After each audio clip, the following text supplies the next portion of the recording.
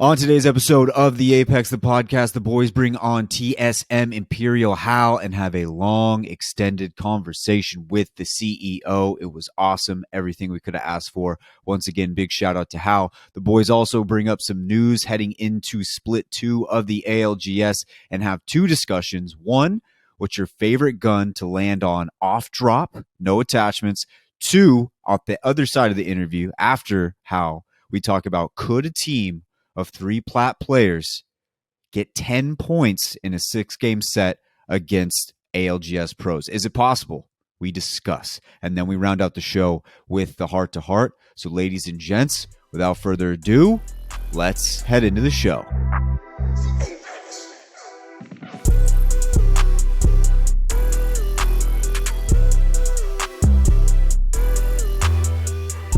What's up, everyone? Welcome back to another episode of the Apex, the podcast. The boys are here. We are ready to go. And the CEO has made his first ever appearance on the Apex, the podcast. It was awesome. Longest interview we've ever had. I can't wait to talk about it and for you guys to listen to it. But before we get into all that, let's check in with the boys. E, how you feeling, my man? Dude, I'm feeling good. I'll definitely get into it a little bit more during the heart-to-heart, but I've had a really good week. Been more consistent with a lot of things, and yeah, I've got nothing to complain about, and excited for what's to come. Oh, I'm so pumped. I'm feeling so good. Finn, how are you doing, my man? I'm doing great. Last week, I talked about how I had a gout problem, and I got to shout out Lord Farquaad. He messaged me on Discord and goes, my aunt's a nutritionist and did her thesis on gout. And he sent me this whole PDF thing of what I'm supposed to eat, like for lunch, for breakfast, like a snack and drinks and all that. And I was like, well, this is insane. So shout out to him. Is there no better listener than Lord Farquaad? I mean, that dude's just always giving us info. What does he not do? Dude, he just knows everything. That man has come in clutch on so many different, from gout to stats and intense breakdowns. So this man is he's that guy. And I believe he was with, or never mind. Just keep going. I got my list. This week, I have 2 ulcers, 2 mouth ulcers, which are rough. What are they called? Aren't they canker sores? Yeah, canker sores. And absolute not an ulcer? Nightmare. Bro, you just I don't think so. I think an ulcer is really dangerous. Is it not? Is that, okay. Well, yeah. It's a canker sore, but they're the worst. A little less severe. Well, I mean, it's not that deep, bro. Come on. Definitely, it's canker definitely. Sores? It's Come not, on now, it's son. not fun. It's not fun, but when I was doing when I was doing the interview with Al, I was pushing through it. I had to put numbing cream on them. Damn. I know, right? That's man, insane. For a podcaster, getting a canker sore is like tearing your ACL, bro. You were basically just. I tore both of them. Then I had you were two canker you're like sores. Phillip Rivers playing the Patriots on a torn ACL in the AFC Championship game. You're insane. What an inspiration to everybody career, at home. By the way. If Finn can push through his podcast with 2 canker sores, you can push through whatever you and got gout. ahead of you. He had it all. It's insane.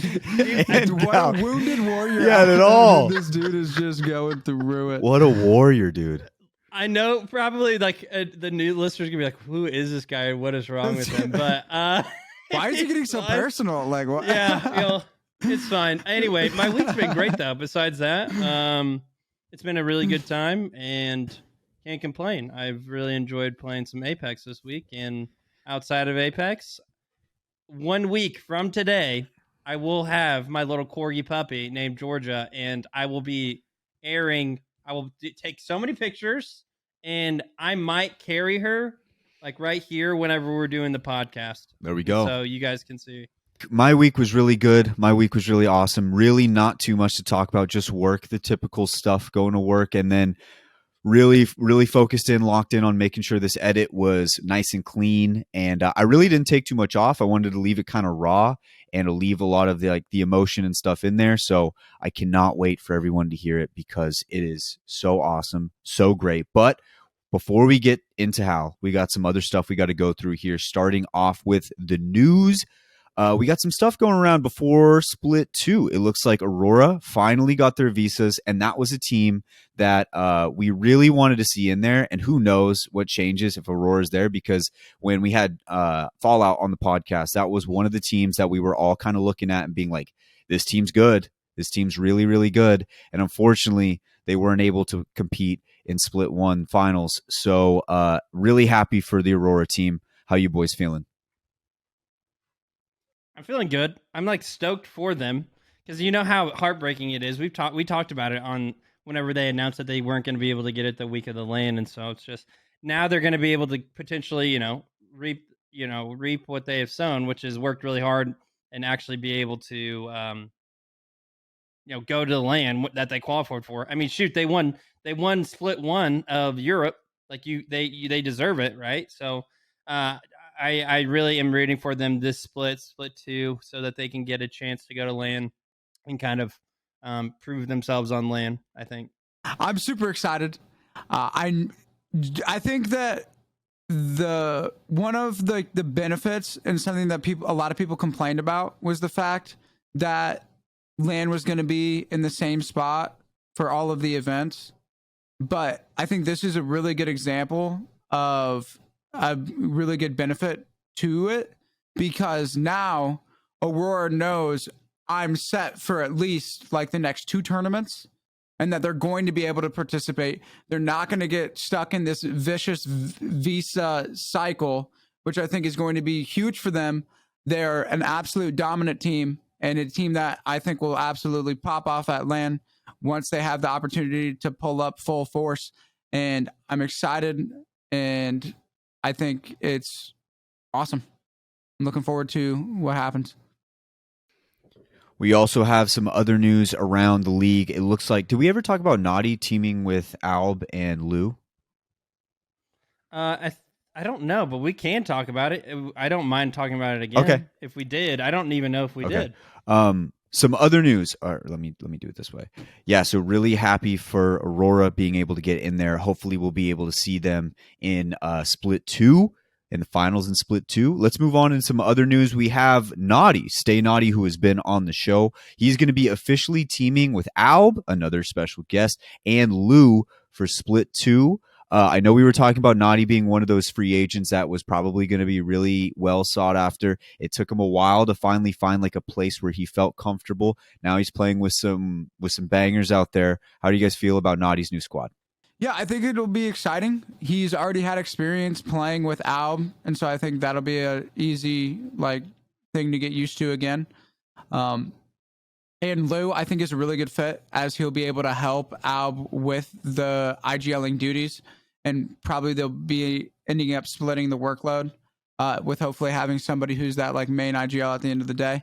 And it'll be really interesting to see how this team does. I do think from a sheer work ethic perspective, this team is going to be putting in the work more than most. You'll definitely see them putting in a lot of time together. They're going to be playing a lot. And as we've seen, the more that you play together as a team, whether it's ranked, whether it's scrims, the more hours you put in together as a team, the better you're going to perform come Pro League. And so if Nick Merckx, Gent, and Deeds are able to grind their way into a consistent Pro League spot, placing fairly well, I think that you're going to see this team putting in the same type of hours, putting in that same type of grind that Naughty's used to, because Naughty said that he wasn't going to play with people who weren't going to grind. And if you get these 3 players who are, have historically shown that they're all dominant players, I think that they could be a very dangerous team, and one that could have top 5 potential if they're able to lock it in, get the mentals right, and consistently show up and not let a bad performance get them down. There's some controversy around this team for sure, on how they're getting to keep the Pro League spot. So I think they're Rocker and Naughty being on the team, they get to keep the C9 spot, and then adding Lou and Alb. So some people, it is kind of controversial. I think Tab talked about it. Tab Tabris, I think is the full thing. His name's Zach, I think. But he's the guy that's over like Respawn esports stuff. And so he was like, well, okay, how are we supposed to like, because Hal even said like he didn't like how they're able to get a pro league spot while only just maintaining the sub and one person. Like that means people can just keep like filtering out different players, and I think that's very interesting, but it doesn't mean that I don't think that this team would obviously make it through Challenger Circuit, because I do. But I do see where people are coming from when it's like, well, they haven't really deserved it, especially with Alb automatically got a spot with FaZe, and so that was a lot of controversy and stuff. But anyway, I would love to hear our listeners' perspective on that. But yeah, I think this team has a lot of potential. Of course, all depends on how strong of an IGL is Luke fixing to be. Like, because once again, Alb, we've talked about it before. Alb sometimes has a hard time following instructions in a way. Like, he is so smart and is so good at his supporting role that sometimes like he thinks his ideas are better than maybe the IGLs, and therefore can kind of overstep sometimes. And so I think as long as those two dynamic, I think as long as those two work, Lou and Alb, I think Naughty obviously can kind of mold around it. I also think Lou's doing a really good job. I was listening to them talk in scrims, and Lou has done a really good job of taking Naughty's comms of intensity and kind of lowering down to where it is easily audible, and like fixing their comms. And I think that is one of the things that Naughty used to be very good at, and at least competitively, and kind of got away from that with kind of his recent teams. So seeing Lou being able to kind of mold Naughty, I think specifically in communication, I think will potentially make this team have a very high skill ceiling, a very high ceiling just in general when it comes to their performance. So that's my thoughts on that team. Another thing why I think you were going to mention is Zane has been playing with KCP. So it's looking like, and Zane did the whole GIF thing, the little contract GIF thing, Yeah, I feel like it's right? fairly obvious. Yeah. No, that's definitely where Zane's headed, no doubt. And we knew it had to be an insanely talented team, given the fact that he was leaving his boys and the J-Lynx team. And so I do think that is a really, really good fit for him. I think the dynamic of him and Nasky is going to be straight absolute comedy. And from like a sheer content perspective, that team and the comms that they're going to have and the energy that they're going to be bringing, I think is very, very high. And I'm excited to see what Nasky will be able to do in the EU pro scene with an insanely talented controller player, because we know that when Nasky was able to play with Rambo, an insanely talented controller player in LAN, they had like a pop-off performance. They didn't do as well this last one while playing with Panders, who is another insanely talented controller player. But I think if you would ask Nasky, he would say that he wasn't having his best performance, which it happens. Everybody has those. Like, out of a long career, which we know that Nasky's going to have, you're going to have a couple bad tournaments. It happens. And I think the addition of Zane to the team overall, it's just going to be really, really good. And I definitely think they'll be a top 3 EU team. Top 3? Top Sheesh. 3? That's kind of a bold statement, isn't it? Dude, I don't know. Dude, did you see his 1v3? Like, come on. I just picture the 1v3 and I'm just like, you have that guy on your team. You have that guy. I don't know, dude. I'm just going to say top 3 in EU is kind of like a bold statement, I think. So, I don't know. That's just me. I would say maybe if you're saying like top 3 in NA, maybe. But like, I mean, this guy is so good. And then you put him on that team. I don't know. Like, they're pretty good. Well, okay. Here. Okay, look. I mean, you got KCP, Alliance, Aurora, and then I think that they could be right there. I mean, I'm not saying that it's a guarantee that it's going to happen, but I would say that they on paper and just from like a vibes perspective, that team should be just doing insane. Like him and Dell been playing forever, very successful, and then now you're putting them with one of the best controller players in EU. Dude. But have they been successful? I mean, whenever we had Fallout on, he literally said KCP's like, you know, if it was a stock, it was definitely going down, bro. And so I agree. Like, remember they got pushed out of wall. We'll see. I mean, we got a nasty hater. Okay, I'm not a dude. I'm not a nasty hater. I think he's down, awesome. Write it down. I would love to. Ben Listen, hold on. I don't know why. I would love for him to. I would love for him to come on the pod. Yeah. But he may never come back. I will now. say this. Yeah, okay. No, hold on. I need them to prove something. That's what I'm saying. I mean, it's not as bad as when Finn said that he thought NRG wasn't going to make it to finals. Dude, they're not making it that to was Sunday. My bold prediction. Listen. That's my favorite take on this show. Yeah, and because no one else was willing to take. No, the Finn. risk, Honestly, okay? I was about. No, because nobody else thought. No, that they weren't Enoch, gonna I'm gonna make go it. hand up. I was gonna say it if he didn't. I had like this weird feeling too. I was also drinking the Kool-Aid. I was like, dude, NRG might not make it, and then they just completely. I was glad that Finn took the fall for it because I was gonna say it. I was gonna say it, and then I would really look casual. And I'm already pretty casual looking, so it was not gonna be good for me. But I don't know why. I just had a weird vibe going to it. I felt the same thing. I mean, I was not in that camp. Leading up to it, their third party, like not the third party. Well, I guess it would be third party, but like non-ALGS tournaments, they were absolutely smoking. And then their ALGS stuff, they would be like, you know, not very hot, right? So that was my perspective because they hadn't done well. I'll stand by that. You know what? I'm gonna stand. He's gonna throw the same take and split two. He's gonna do it again. I don't know if I could do that this time and have a straight face though. Yeah. No, next time so you're dang good definitely right gonna now. be laughing at it. All right, and that should just about do it for the news. The only other thing that I had was that Shuby and Madness put a twit longer out saying that they were looking for one as Powell was decided to step down. MPS was one of those teams that was kind of frisky throughout the playoffs. They had like some good days. They definitely had some days they would want back, but Madness has been around for a long time. Pow had been around for a long time. He's going to step down right now, it looks like, and so they're going to be looking for one. That just about rounds it out for the news, boys. We still got some time before some of these tournaments really start to ramp up. So in the meantime, we got to do some fun stuff. We got to have some discussions, some fun discussions.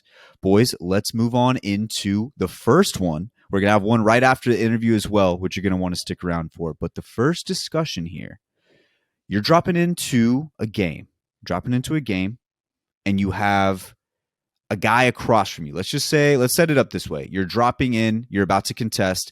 What are some of the best guns, no attachments, just dropping straight to the ground that you would have in a 1v1, like maybe not even just a 1v1, but just to contest with another team? What are some of the guns that you're looking at that you could contest with? Underrated guns, I would say. Yeah, the best 50-50 weapon. Yes. Better way to put The it. answer is just so easy. It's just so simple. Wingman. Yes. Oh, really? Wingman is just by far, no contest, the best no attachment gun, especially in an off-spawn fight. You headshot the kid, his game's over. Your first bullet's a headshot. I mean, he's mentally just chalked. Dude, it really is a chalk. I'll agree to that. I will say, if you do, like, if you're in contesting and everybody, you're kind of in that stagnant state, waiting for somebody to crank, like, to pop a armor or, you know, get a lot of damage off to push, and someone on your team or you gets headshotted, bro, you're like, oh, dude, I just lost, man. Like, bro, you're just so mentally so pissed. You're already thinking about the lobby, man. Done, bro. You get headied off the start, and you're just like, I hate it here. Of course, he has a wingman, man. You're like, I costed my team, dude. You're literally thinking about that, thinking about how long the queue is about to be in your lobby, and you're just like, man, this is tough. It's really tough. So, okay. If we're gonna make a top three, I think we should maybe individually make it top because three. it's just wingman number one, no contest. Okay. I think you might think I'm crazy here, but I think the alternator. No, that is was mine. One of the best. I was going to say the Is it? alternator. I love getting the alternator off rip. I think the reason why is one, it doesn't shoot like too much, and so you're not out of control. But I think the biggest thing is the natural magazine that it has in it. It is so big, and it shooting slower means that you can kind of make it more consistent. It's like a knockoff, like a knockoff version of the R301 without the range. It's almost like Okay. it's almost like the R301. Enoch just looked at me so weird by saying that. I would not ever describe. I would say it's way more like a light ammo mini flatline than an R301. No, that's a good matchup. I would just rather like off drop. I respect your take.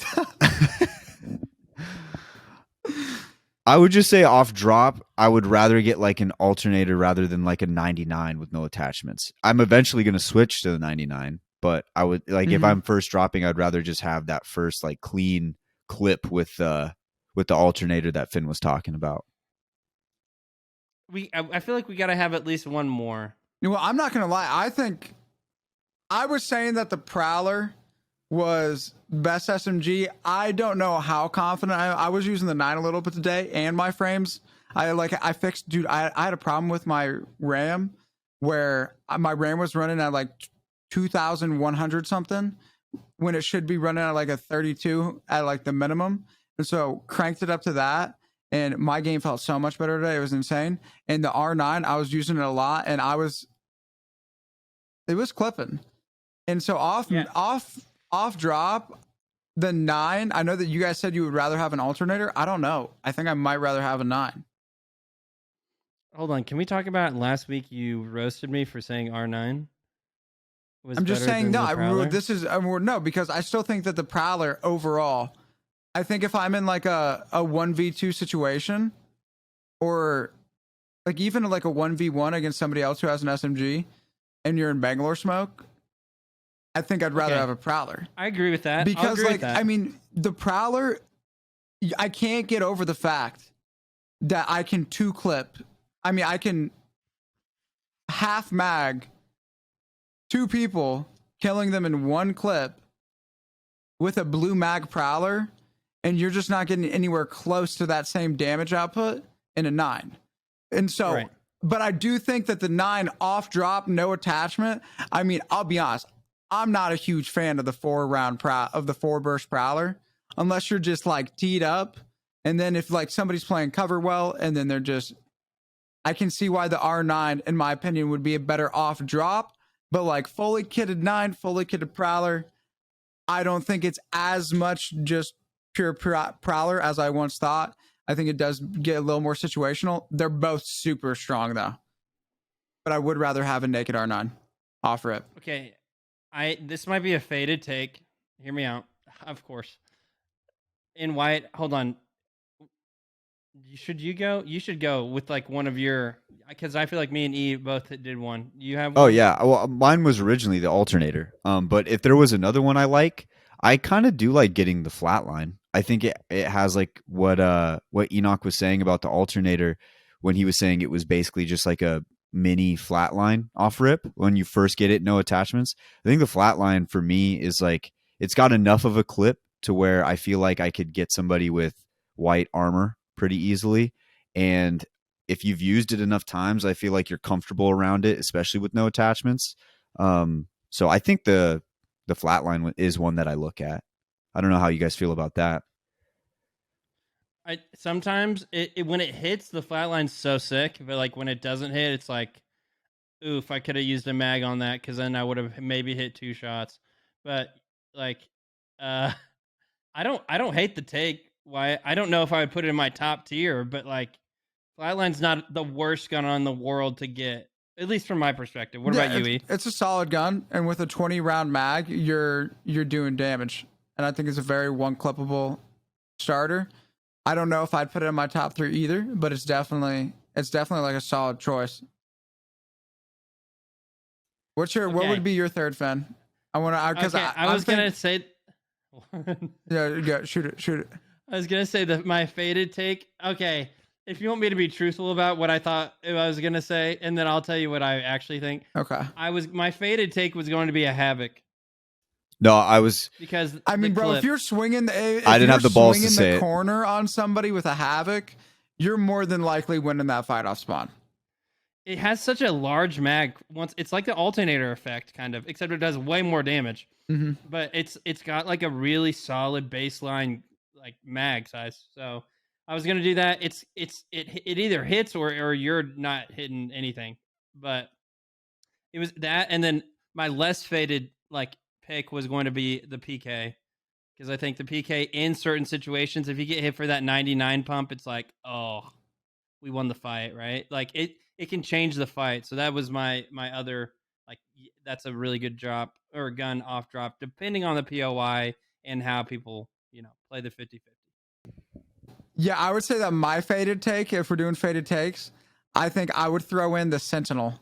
Because low key, if you hit Sentinel shots off rip, it's very similar to that wingman effect we were talking about. Bro, you get headshotted by a Sentinel off rip and you're down to 24 HP,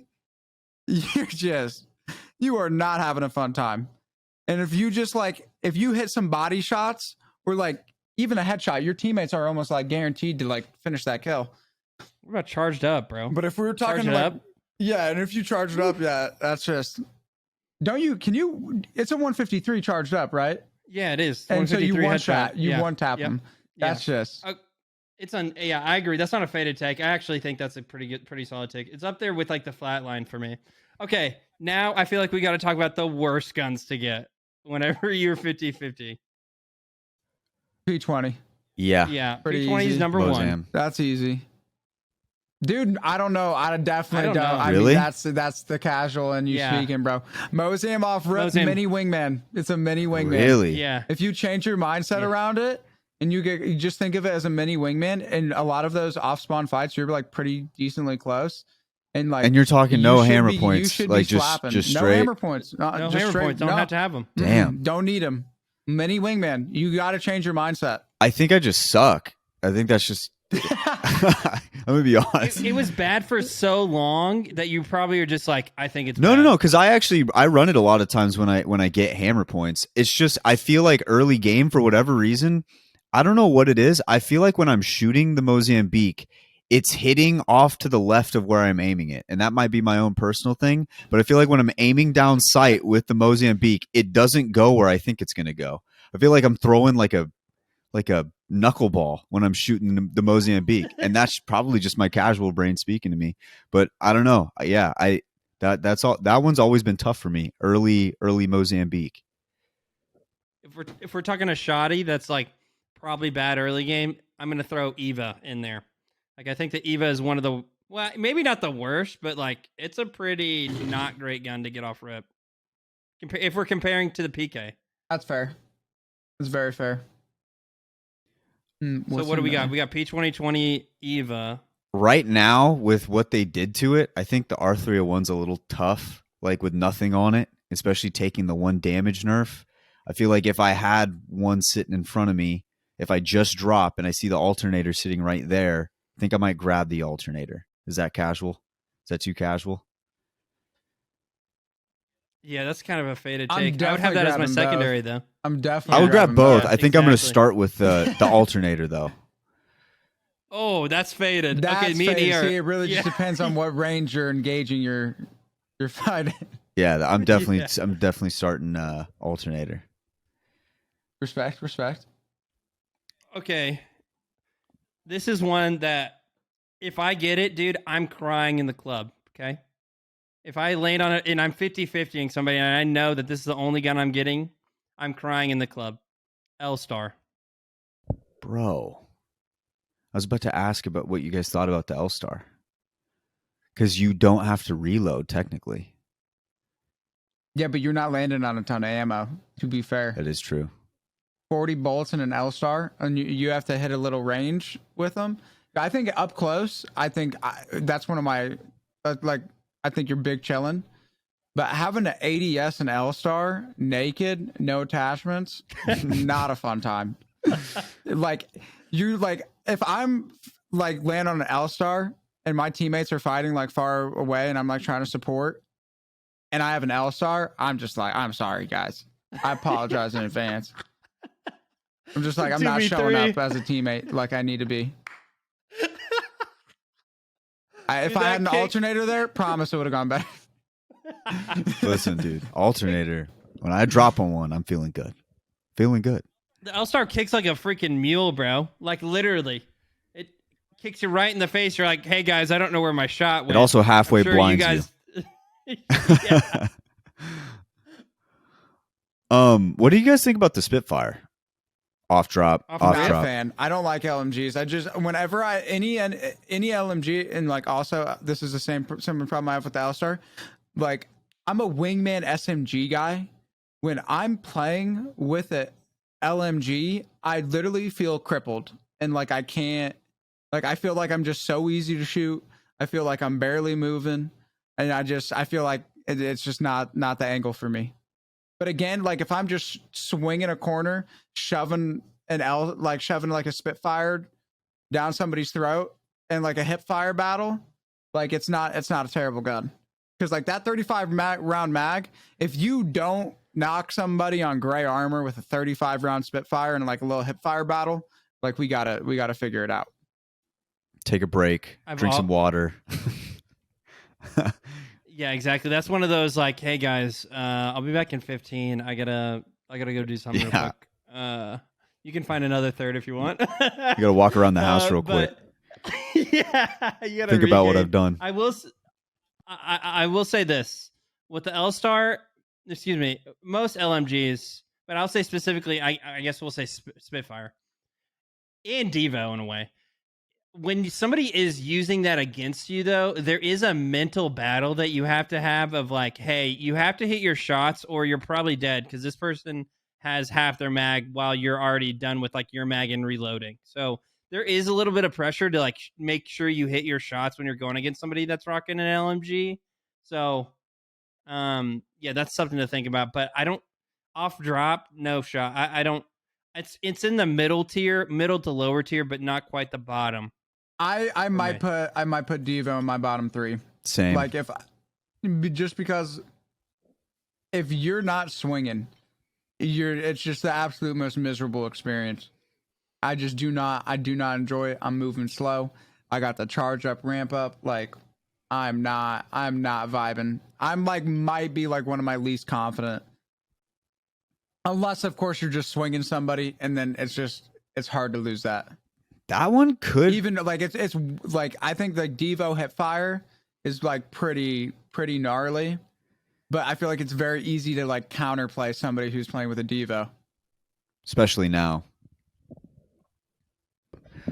Okay, awesome discussion there. We want to hear from you guys. What would you prefer as your number one drop weapon besides the obvious? I mean, I think there's some obvious ones out there, but what are some of your like hidden, I love getting this gun off drop? We want to hear from you guys, and you can send it in on our Discord in the link down below. You click that, you join right on in, and then we can have the discussion amongst ourselves. Ladies and gents, I know you guys have been waiting.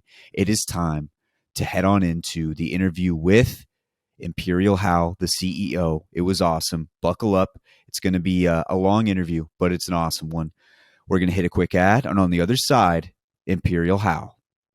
All right, ladies and gentlemen, we finally got him. He is here. The CEO of Apex Legends is talking to the boys here today. TSM ImperialHal, fresh off of his championship. Hal, my man, how are you doing today? Doing great, chilling. Just finished stream, so now we're here. There we go. There we go. Perfect. Now, there's so much we want to talk about here, getting through like the beginning, how you got started in this and all the different things that you've done in streaming and Apex so far. But the one question I've always wondered, and this is a recent question, did you guys have any idea in the final match, in the final fight, that Ascend across from you was also on match point and could have taken the championship from you? Do you have any idea at all? No, we had like so many interviews after, and that was like the same question everybody asked. Like, did we know? And we had no idea. Like, I don't think any of us knew. I'm pretty sure, like, when I remember, literally, like, none of us knew. I just told my teammates, like, I don't remember the exact comms, but I just told him like it's last team, we have to win this, and that's pretty much it. Like that's all I cared. Like in my head, I was just like, it's last 3v3. If I lose this, I don't know who the other team is. I don't care who it is. I just can't miss a shot, and that was just all in my head. Yeah, we had no idea. I did ask like if it was a send after, because I could tell like from their skins, but in the moment, it didn't register at all in my head. That's crazy. That's great. And especially early on in that fight too. I don't know who it was. I think it was Reps. I don't know if he got cracked, but something happened where I was like, oh no, instantly. And then you guys were able to just bounce back and come away with the victory. It had to feel good. I'm sure there's been a lot of really awesome moments throughout the career, but that one, it had been a little bit. You guys were like scratching, clawing. A lot of people, a lot of pressure on you. That one had to feel good, right? Oh yeah, they like all of them feel good. I know like we were in other interviews, we were getting like asking, well, was this how? I think Jordan's favorite win was this recent one on London for some. I think it's just because it was fresh or whatever, obviously. But yeah, I don't know. Obviously, it feels good, but I also it didn't feel as good as like other wins because I expected us to win. If that makes sense. Like this is probably the most confident, or I think me or my teammates were personally going into a tournament. Like I told in prior, like we had interviews before the tournament. I was like, if we don't get like at least second place, like we didn't like that's not our expectation. Like we have that mentality for any tournament, obviously, but I just I just knew like there was just no shot other than first or second for this tournament based off of like results prior to that. So when you find yourself in that 3v3 situation at the end there, when is your mindset just there's not like a shadow of a doubt in your mind like we just win this and we just win the tournament, or do you ever have like I hope we win this? I think before we went into the like finals, I was like, boys, like looking at the lobby, if anyone's trying to challenge us on Edge, we're like no one's killing us. Like there's no team except maybe NRG that could like fight us 3v3 on Edge, and we ran into them even on Edge, but they kind of got third partied, but we were winning the fight for the most part until someone else shot him in the back. But yeah, I told my team before we went into the finals like, hey, we're the best team on Edge on this lobby. There's nobody else that could kill us. So we like went into it thinking like, hey, if we could play zone, but if we don't get a spot that we want, then we'll just kill everyone that's in our way. So, and that's what we kind of did. Like, but most of the time it kind of just lined up for us. Like someone else would push, and then we just third party type of thing, like the last game. So, but yeah. Okay, so speaking of the last game, you saw that you needed to Valkyrie towards Egg to like get that third party fight, and then kind of set yourself up to be on high ground whenever they were pushing you. Were you like, as an IGL, do you think like 3 steps ahead, or are you more so like I go with the flow and you kind of take what's in front of you, or is there a little bit of mixture of both? I think it's like more of a mixture of both. It's obviously I also get into the habit of like getting tunneled or like focusing on one thing because like I don't know why. I think it's because I saw the zone last game, which is why I wasn't getting tunneled on what's going on around us because there was no point to considering where the zone went when we were on the roof. So, but yeah, I definitely it's a little bit of both of like planning ahead, but also there's a lot of like you can't always play ahead in the BR because random shit just happens. Like you just get jumped on or someone else gets jumped on, and you have to just adapt and play off of that because you don't expect it. So, like I said, there's definitely a little bit of both. But I think, like I said, I also get tunneled just like everybody else. It's just there's always moments in that because there's always so much stuff going on in a tournament, especially like late game. So yeah. This tournament, it felt like you guys kind of just controlled it from the beginning. It just like not just the tournament, like the finals itself. It felt like you guys had always been in just a clean and clear spot near the top the entire time. It felt like you guys were the coolest, the calmest, collected team out of the entire roster. And there could be a lot of factors that point to why that was, but I think a major one had to have been Raven and bringing a coach in, having him help you guys out. How big of a factor was Raven in just the overall dynamic of this championship?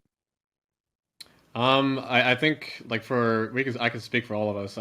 We all believe that like Raven was probably the sole reason why we even won, or even we're even like, we played the prior lands before, and we got like sixth and seventh or something, right? Like champs and whatever, and that was just due to like lack of planning, I guess. I know according to Raven, we like overperformed considering where we were landing Fragment East in the 10 at the time because those POIs were like terrible and still are terrible now. But yeah, I think Raven, we said it in all the time, like Raven's just the biggest like factor in our accomplish, in Pro League and on LAN. Like his like the stuff that he does for us, like pre-planning or like macro, helping us, contest other teams for better POIs. He helped us get us Lava Siphon and Wall.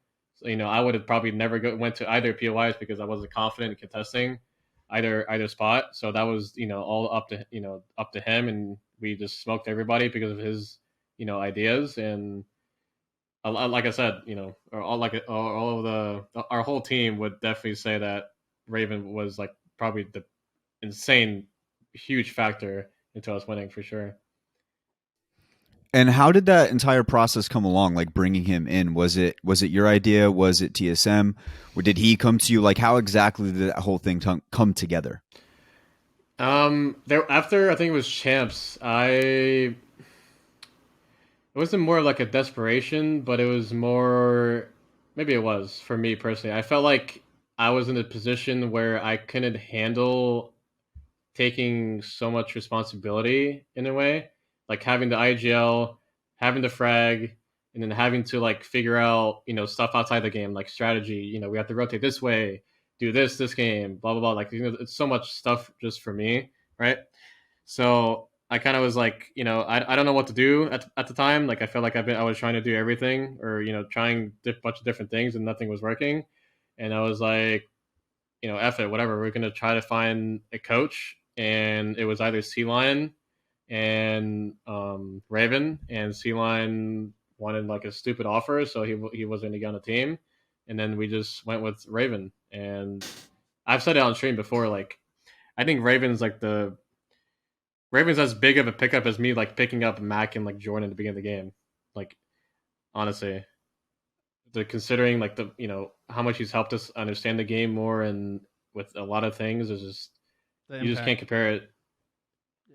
So Yeah. as a coach, what exactly, without getting into like the too specifics, because obviously you guys are gonna keep those for yourselves, but what is like the biggest impact that he's brought to the team? Because I know that you mentioned macro, but just like as a breakdown for those who aren't as familiar with competitive Apex Legends, like what really he does as a coach to like bring you guys as much value as you're saying he is. Yeah, I think there's a lot of things. I can't really like put it in one sentence, to be honest, but I think it's more of just if I had to put it in one sentence, it's just like understanding the game even more than we did before. Like even not just me, but like the whole team, right? Like if I had to bring in specifics, like he helped us, understand why are we leaving Wall to go to Launchpad? Like he tells us why. What he tells us the macro from Launchpad. We should, or what spots that we should be playing from Launchpad. How we loot Launchpad, like the fastest way. How we can test Launchpad, like literally like every detail that you could possibly think of, he'll tell us. And like basically the dynamic is like he tells us what to do and we execute it.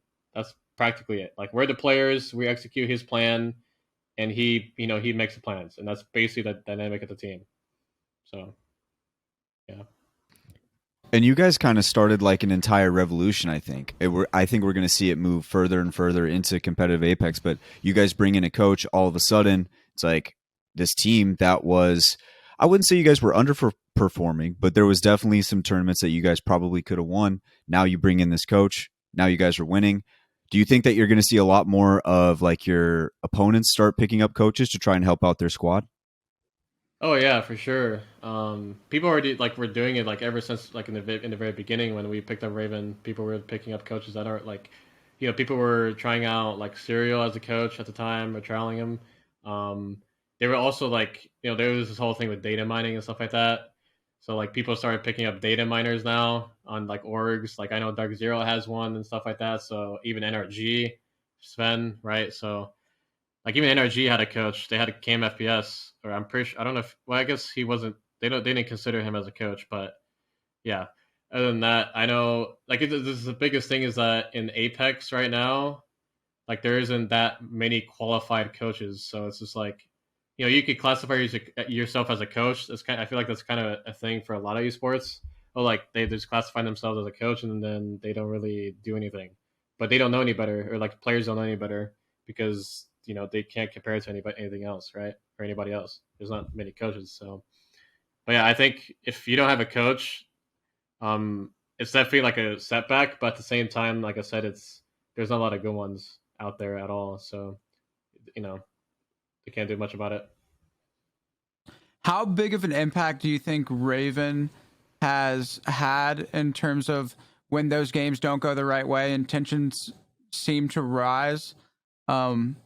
You've been known throughout your career to be a very passionate individual, and especially when you believe that people have made mistakes. And so how big of an impact has Raven been in that side of things?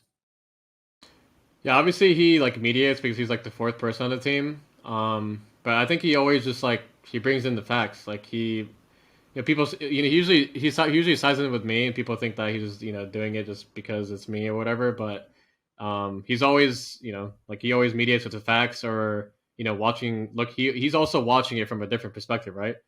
Mm-hmm. Because he's like watching our screens and he's not playing the game, so he could probably like spot things that my teammates calming it and I don't hear it because I'm shooting somebody or whatever, right?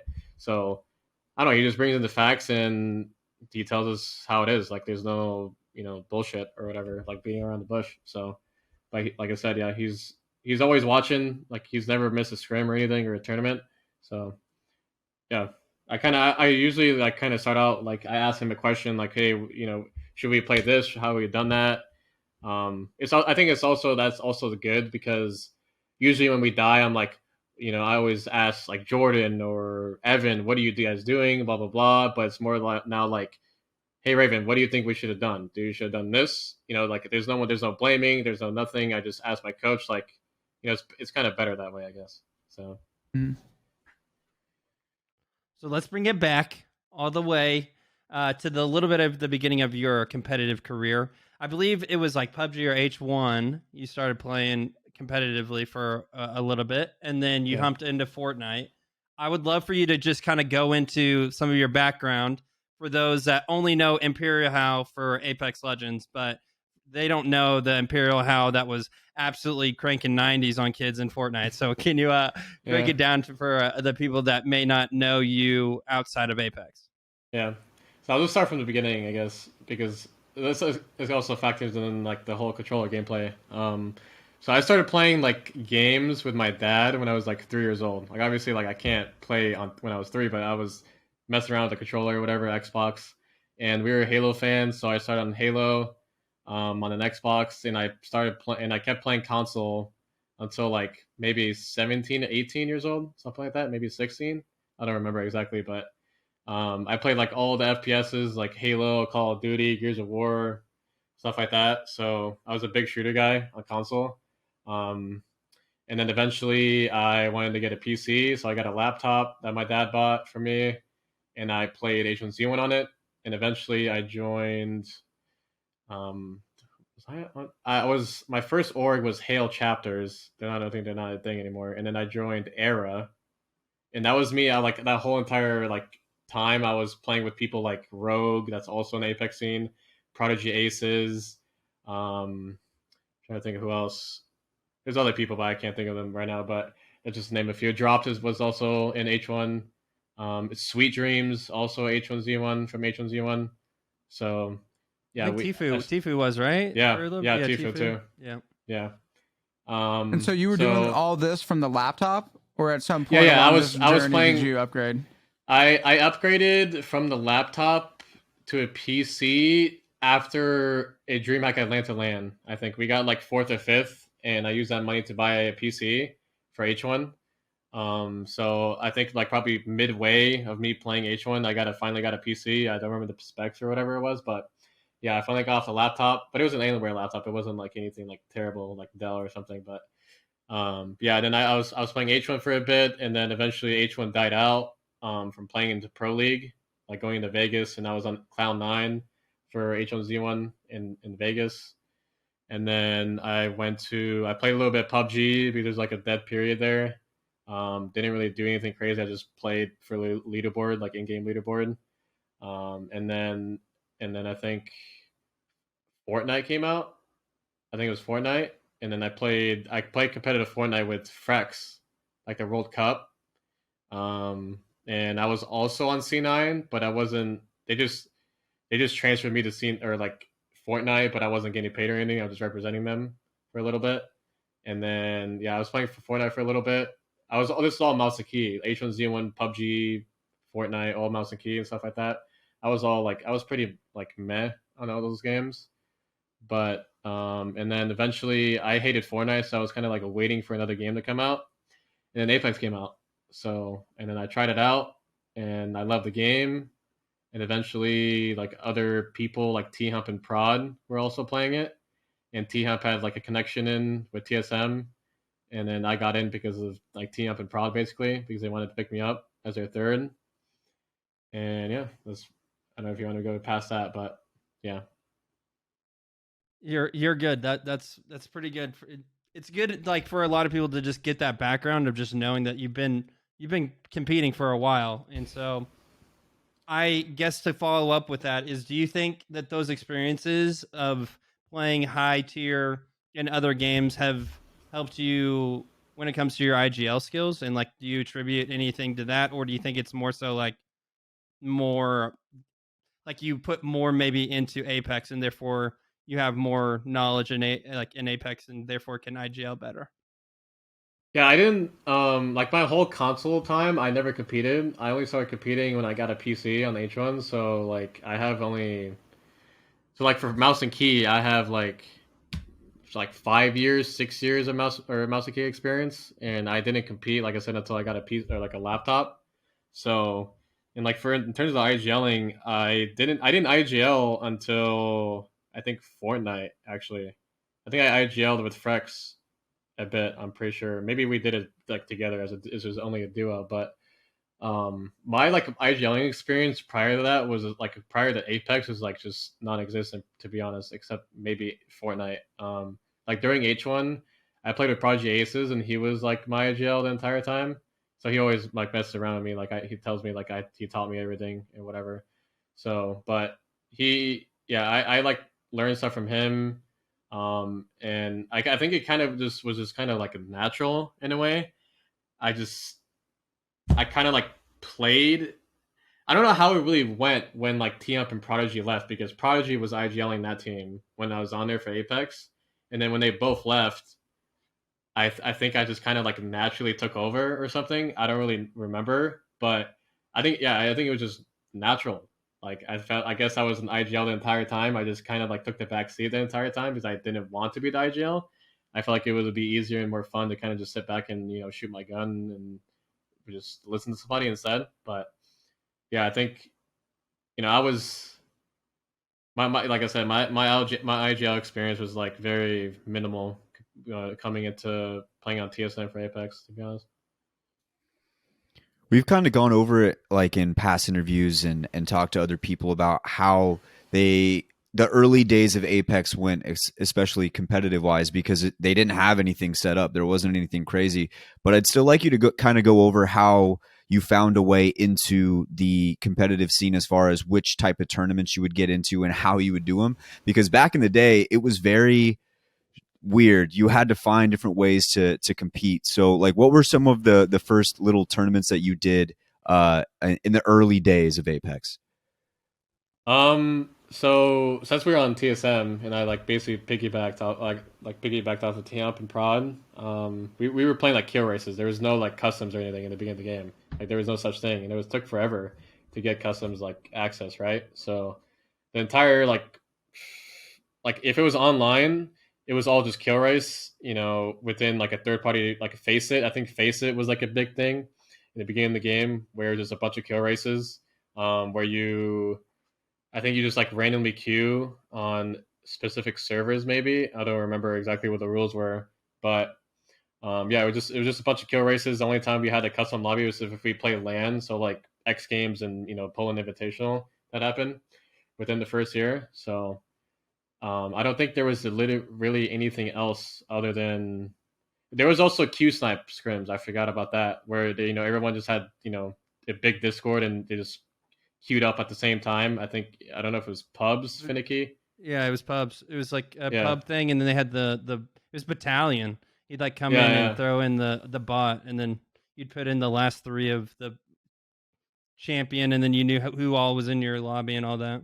Oh yeah, yeah, yeah. I completely forgot about that. I felt like it was forever ago. But yeah, we were just it would queue snipe because there was no custom, so we just queue sniped with a robot that would count down for us, and we just it would be literally RNG if you get a good lobby. So, but it was still fun at the time because it was being the beginning of the game. Everyone's learning. They're enjoying the game. The game was fun at the time too. So it's just like even though it was RNG, sometimes you don't get in the lobby. It was like whatever. You just go play the game until the scrim lobby was over. So, but yeah, it was very like scuffed in the beginning compared to what we have now, but I think the game was, also still like way more or enjoyable in my eyes in the beginning of the game. How big of a change do you think the introduction to the increase in rollers has been in terms of like how much you enjoy the competitive experience? Because early on in Apex, it was basically only seen as a mouse and key game, and I believe like at one point there was only like two, and it was Yeah. Snipe Down and Wig, and then now we see a completely different demographic of inputs in ALGS. And so, how big of a difference has that made over the course of the game? So I think like when it comes to input, it doesn't. The input was more impactful in ranked than it was in comp, in my opinion. Like I wasn't. What I remember, I was more like complaining me going against controller in ranked because I would like fight more compared to comp. Like in comp, I'm just like kind of holding a spot and just shooting my gun. It's not. I don't run into as many fights, right? So like it's not that big of a deal if I was on mouse and key. Um, I think more so. Like for me personally, like playing controller instead of mouse and key, it's still enjoyable on comp. Like no matter what I'm playing, I think what more impacts me of like my how much I enjoy it in comp is like the character meta than anything. The input doesn't really matter. If there's more like controller, it's like whatever. It doesn't change anything for me. But but yeah, I think for comp, like me enjoying it or like what changes or impacts the scene is more the character meta. But I think for more so for ranked, like input is a bigger deal because like I said, like there's a lot more fights, there's a lot more scenarios where you're mouse and key and you go against your controller player too. So this is how I see it. So you mentioned like meta shifts being like the biggest thing that would dictate your enjoyment. And Yeah. so what would you say has been your favorite comp meta that you've been able to play in? And what would you say is your least favorite that you've played in? So I think my least favorite has to be Costa Gibby meta, like Val Costa Gibby.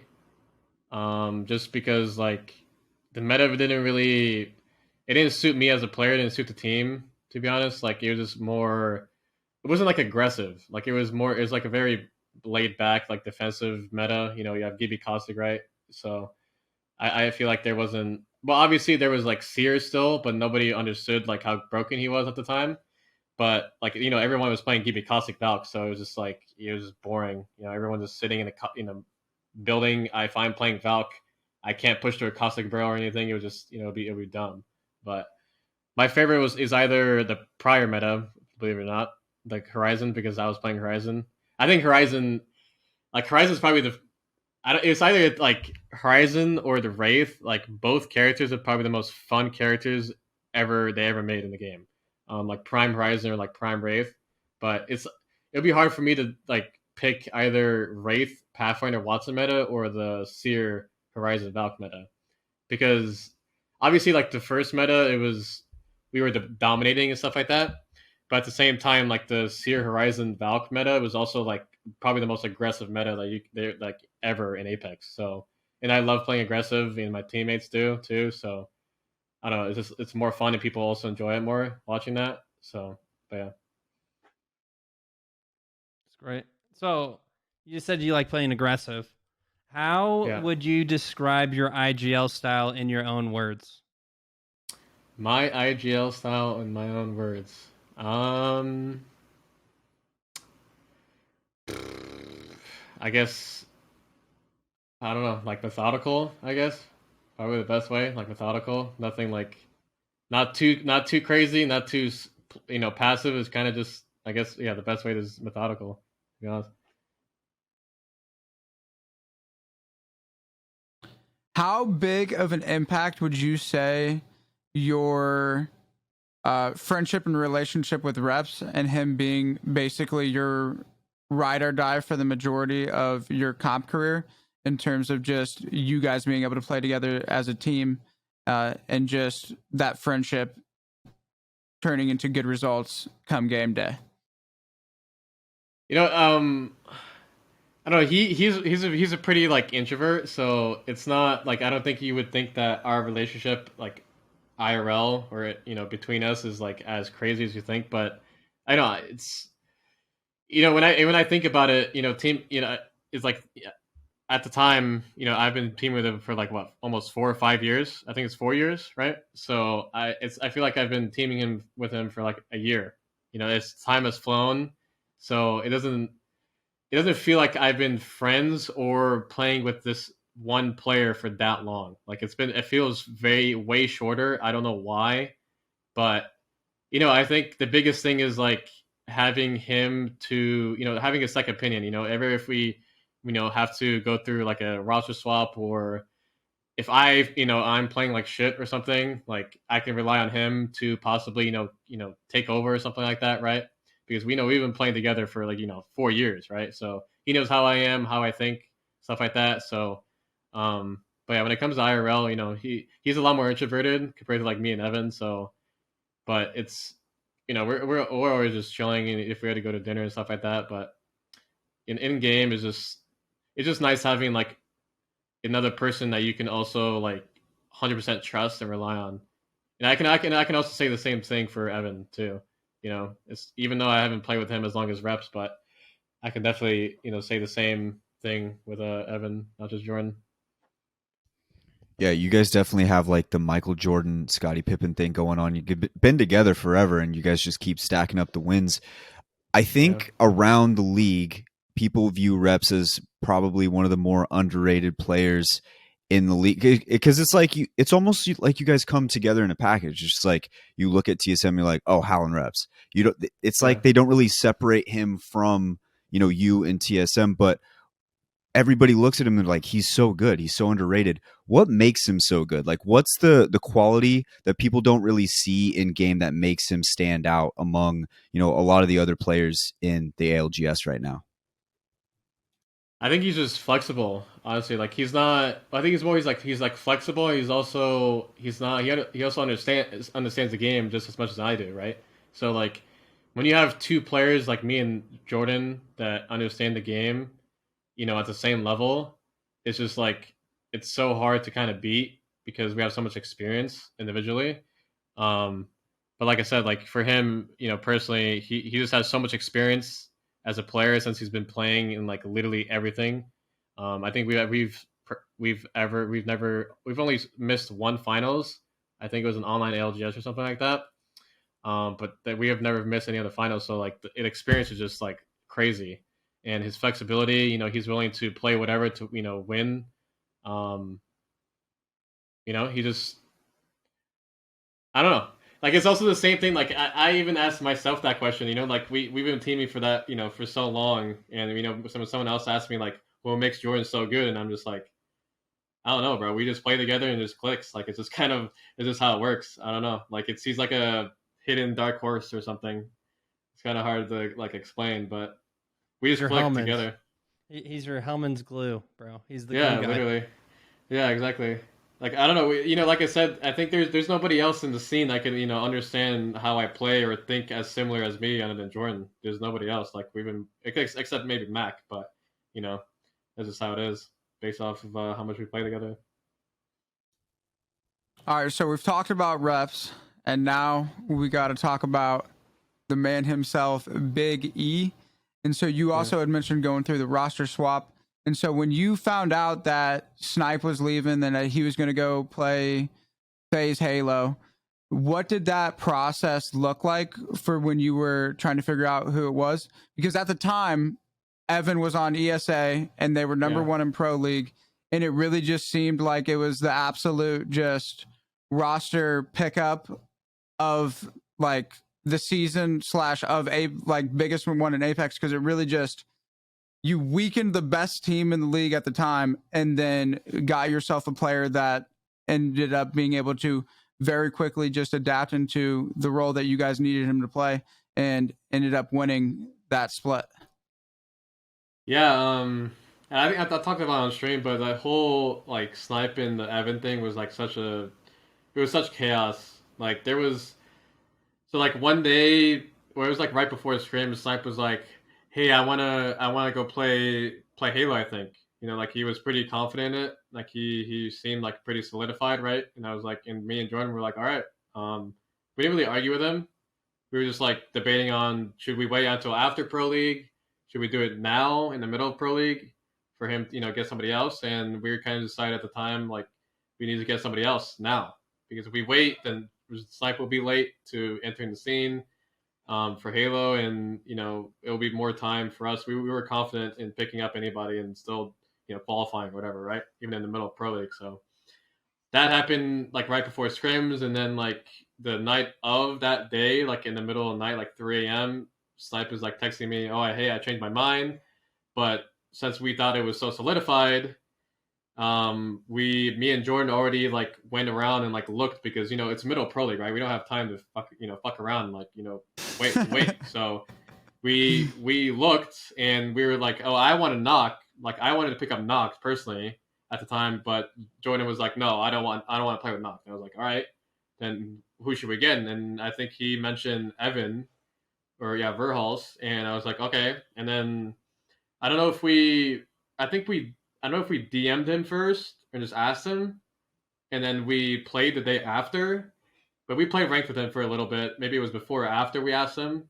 And either way, like it basically came down to like Evan was interested, Snipe changed his mind, and then me and Jordan had to like pick. Hey, did we go back to Snipe or do we pick up Evan where we think that he might be a better fit or do better than Snipe? Whatever. Um, and we eventually just ended up on picking up Evan. Like it was a roller coaster too. Like Snipe was emotional, Evan was emotional, especially when Evan was like on a top tier team. Like he was number one in Pro League, right?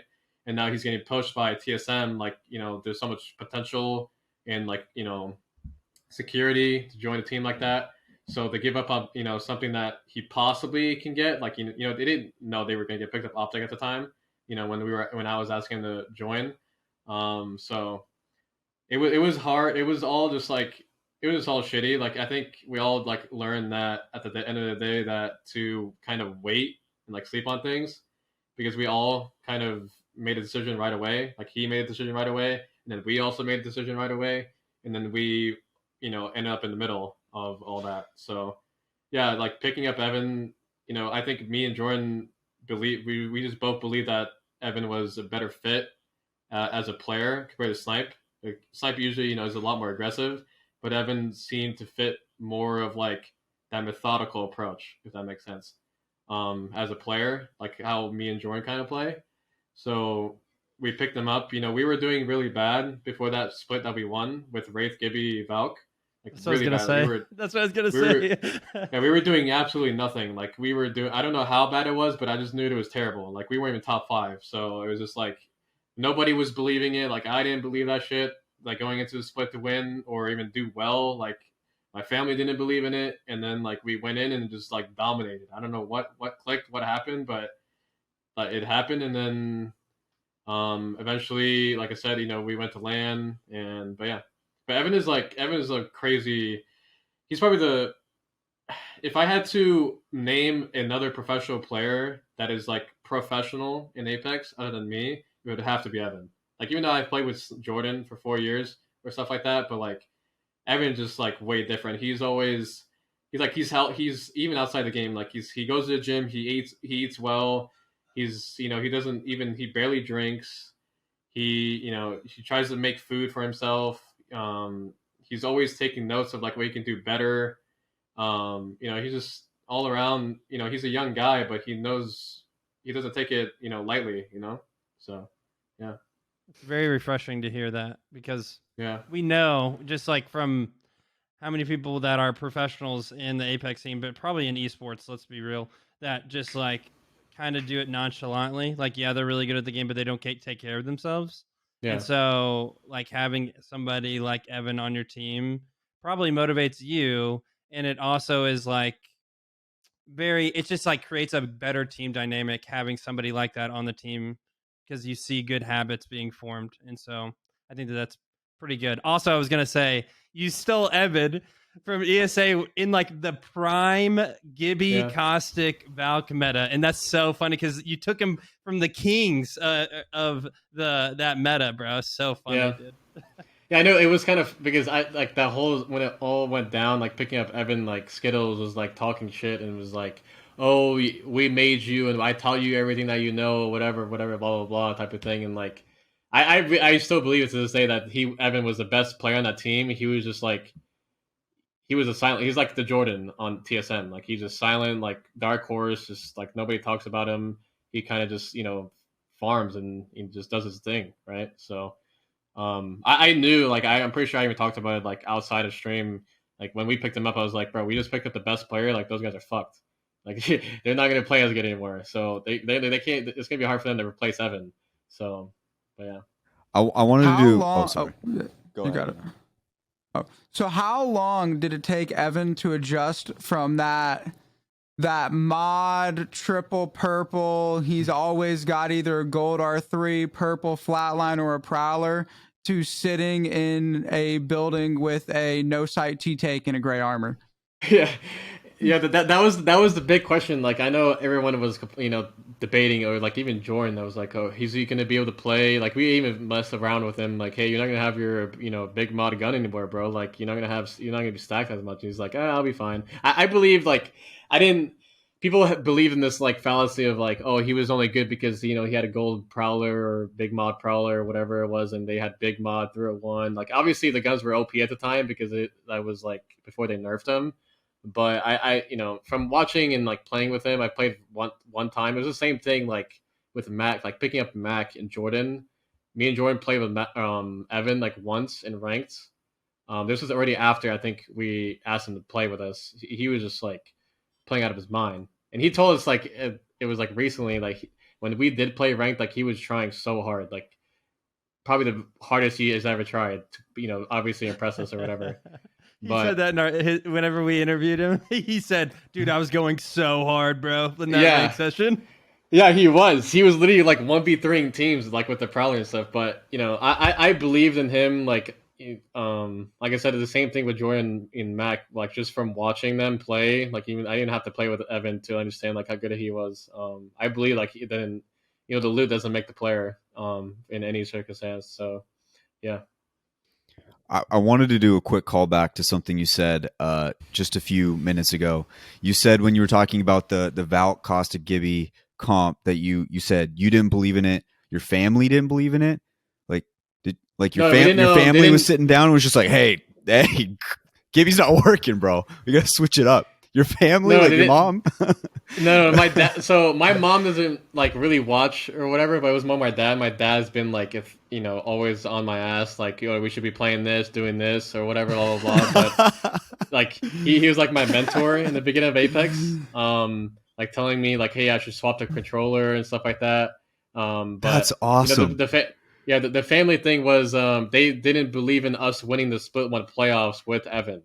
Because we were doing so bad prior, like literally nobody like thought we were gonna do well because we were doing so bad prior to that. There was a lot of memes. Yeah. A lot of memes on Twitter that day.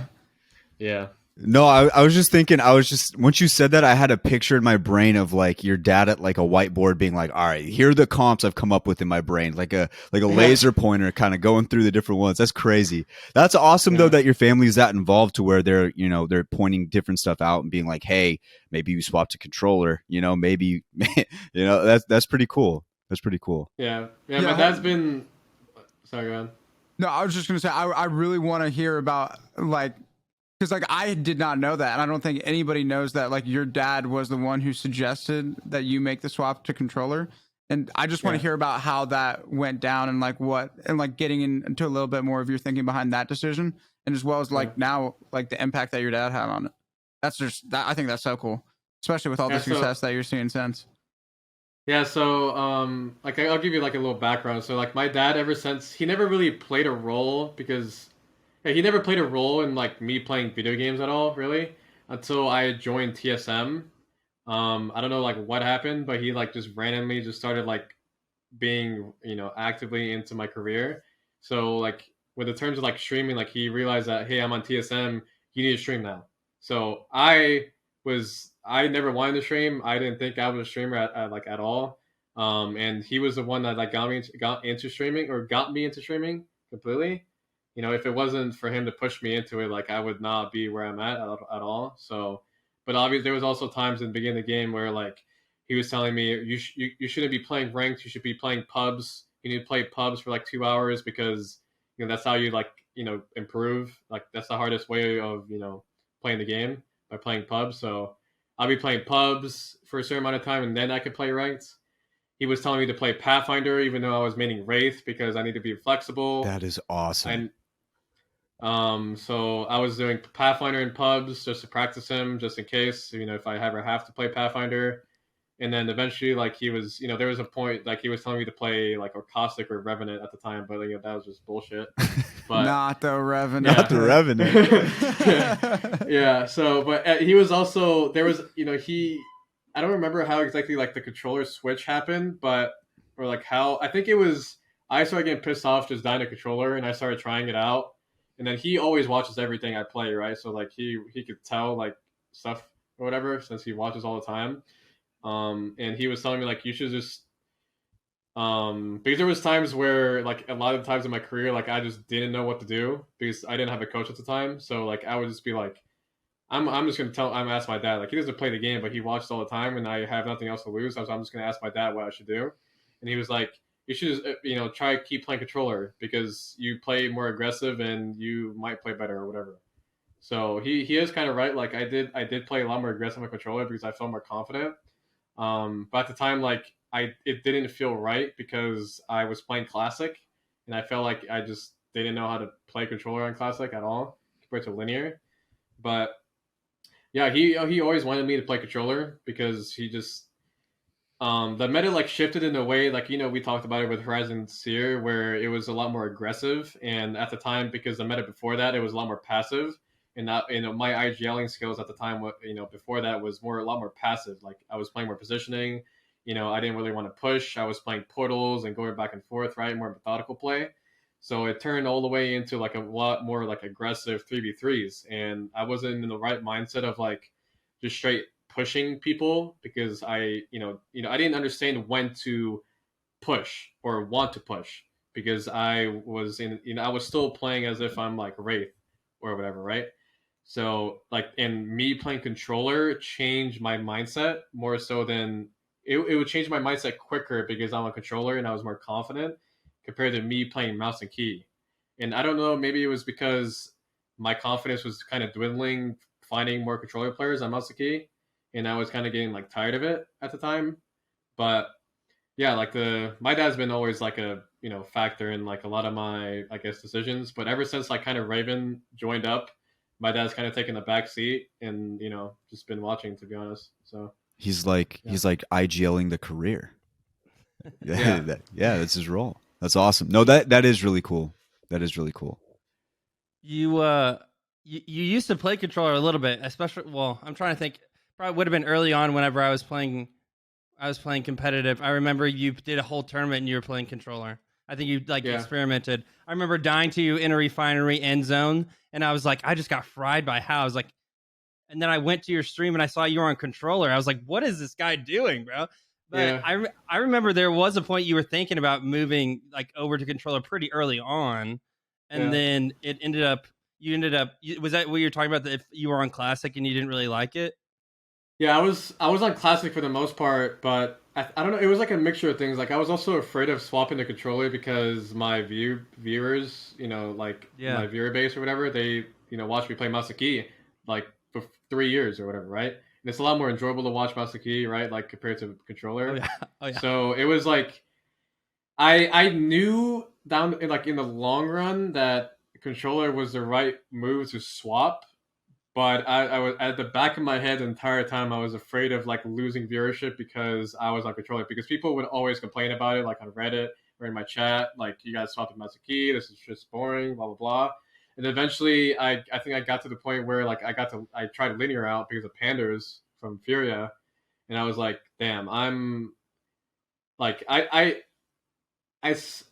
obviously I was testing controller out and I was winning here and there, but I wasn't that as confident. I wasn't like, oh, I can stream and eventually people will understand that I'm still as good as I am on Masaki. So it wasn't until linear I was like, okay, I found a sensitivity that I feel like I can play and I will prove to my stream that I'm still as good as I am on Masaki. So that's basically what happened. Like I started playing linear and a bunch of controller, and I eventually swapped to Horizon instead of Seer, and I just proved people that I could still play controller as just as much as on Masaki. You had talked about movement, and we had talked about controller. And so, what are your thoughts on that boy Ecstasy and the fellow controller tap strafers? That man, no, I listen. He's different. Love. He's He is different. different. He is different. I love watching Ecstasy. When I first found about Ecstasy, like I was like, damn, this guy's insane. But I've never tried it, like the whole like tap traffic Steam config shit. But Mhm. I think that shit's just OP. Like having the base like that shit is like even more OP than aim assist itself. Like having the best of both worlds is just like insane. Like if I can tap shift around a corner, just one clip somebody with like ease, and apparently I think the Steam config is like even easier to like tap strafe than it is on mouse and key. I It's don't know, pretty but I'm easy. not. Yeah, it's a left stick click, and then you just look.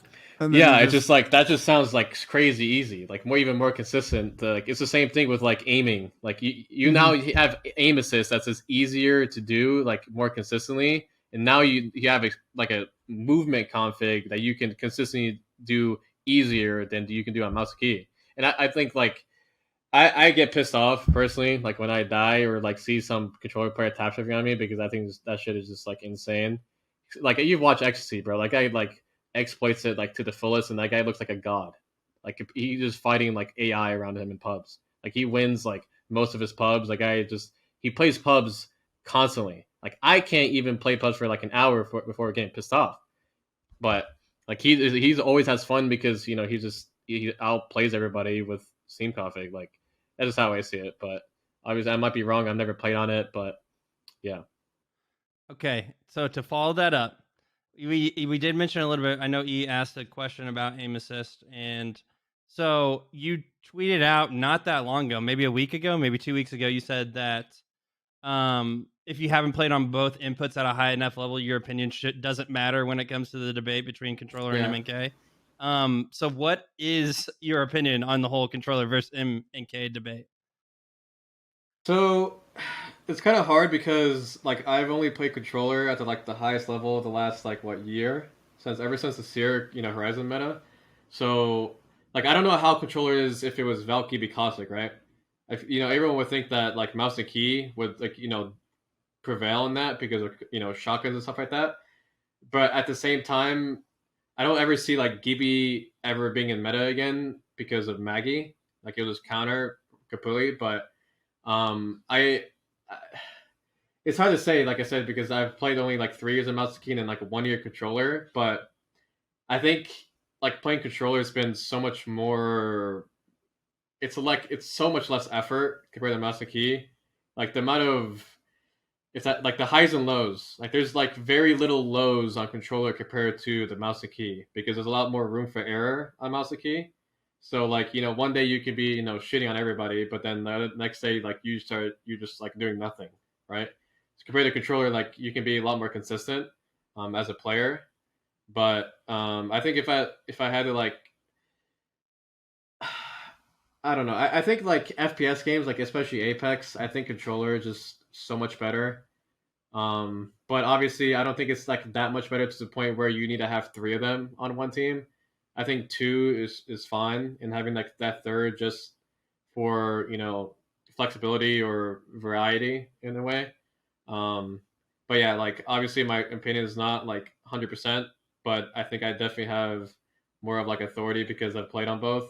But I would definitely would love to see if there was a way to like put myself as a controller player in like a meta where it's more mouse and key meta, like where it's like shotguns are meta, or characters are more mouse and key oriented, like Gibby and stuff like that, right? Or Newcastle. Yeah. But yeah, I think mouse and key is more fun. Controller is just easier, and yeah, So that's how to say it. so if there was a way for you to, I don't know, let's just say you're the actual CEO of EA, Apex, whatever it is, and you just decide like, hey, there's only one input that can be played in this game. With all factors key. involved, you'd say mouse and key, like for fun Yeah. factor, all that, you just go Yeah. mouse and key straight up. Yeah. It's also hard because mouse and key, like I said, it's more fun, right? And it's more skillful, and it's also a lot more enjoyable. So like people like the amount of skill gap that you can like create would create so much viewership. I feel like in the Apex category would be insane. Compared, like imagine if every streamer on Apex on Twitch is just a controller. Like the only way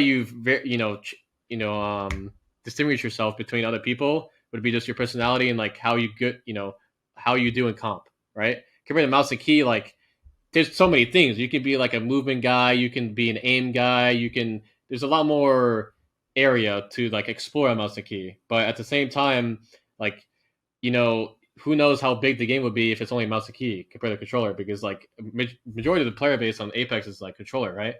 So it's just kind of hard to, balance or like do one, because if you do mouse and key, you lose a lot of players, and then that could also lose viewership because controller players won't be watching Twitch.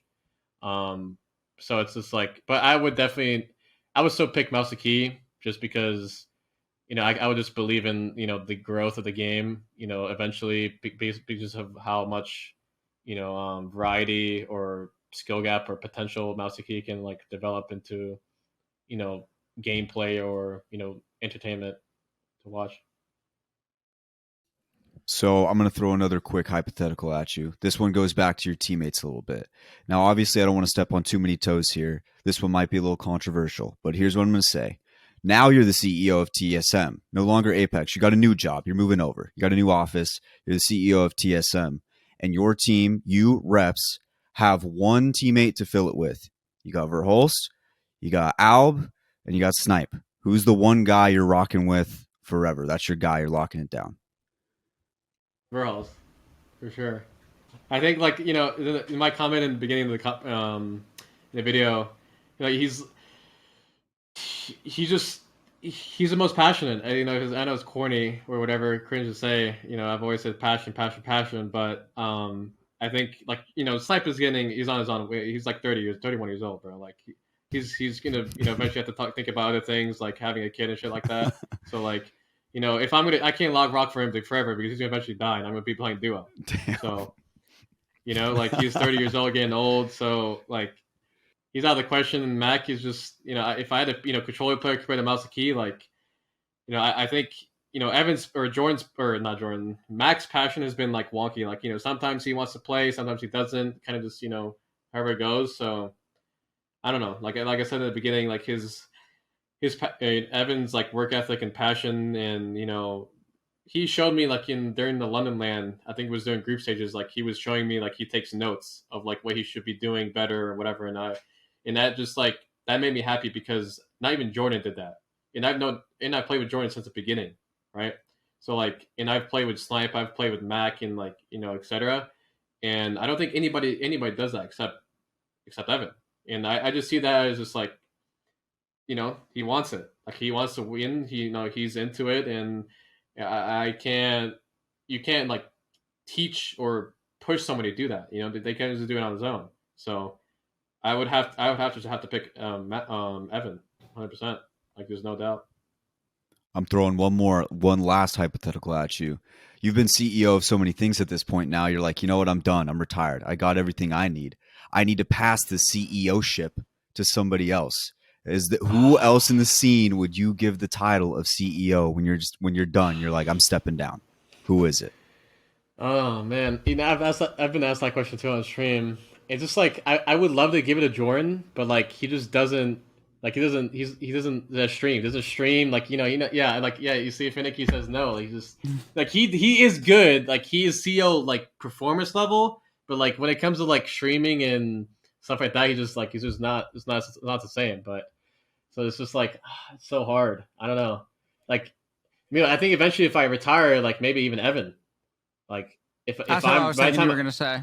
by the time I retire, then Evan will be old enough. He'll understand. He might be more mature, like stuff like that. He's already mature. Like he's crazy mature compared to a lot of same age as him. So, like I don't like maybe Sweet, but at the same time, he's also the same boat as like Jordan. Like he streams whenever he wants, like whatever.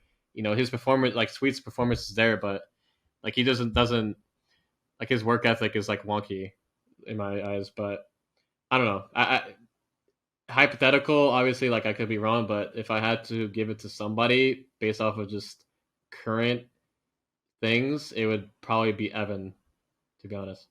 So when you were talking about how controller was so much easier to be consistent with, would you say that it's made your passionate, like consistent streaming that you do? Because I mean, when it comes to the NA pro scene, they're I mean, I would say lazy is a fair word to describe a lot of them.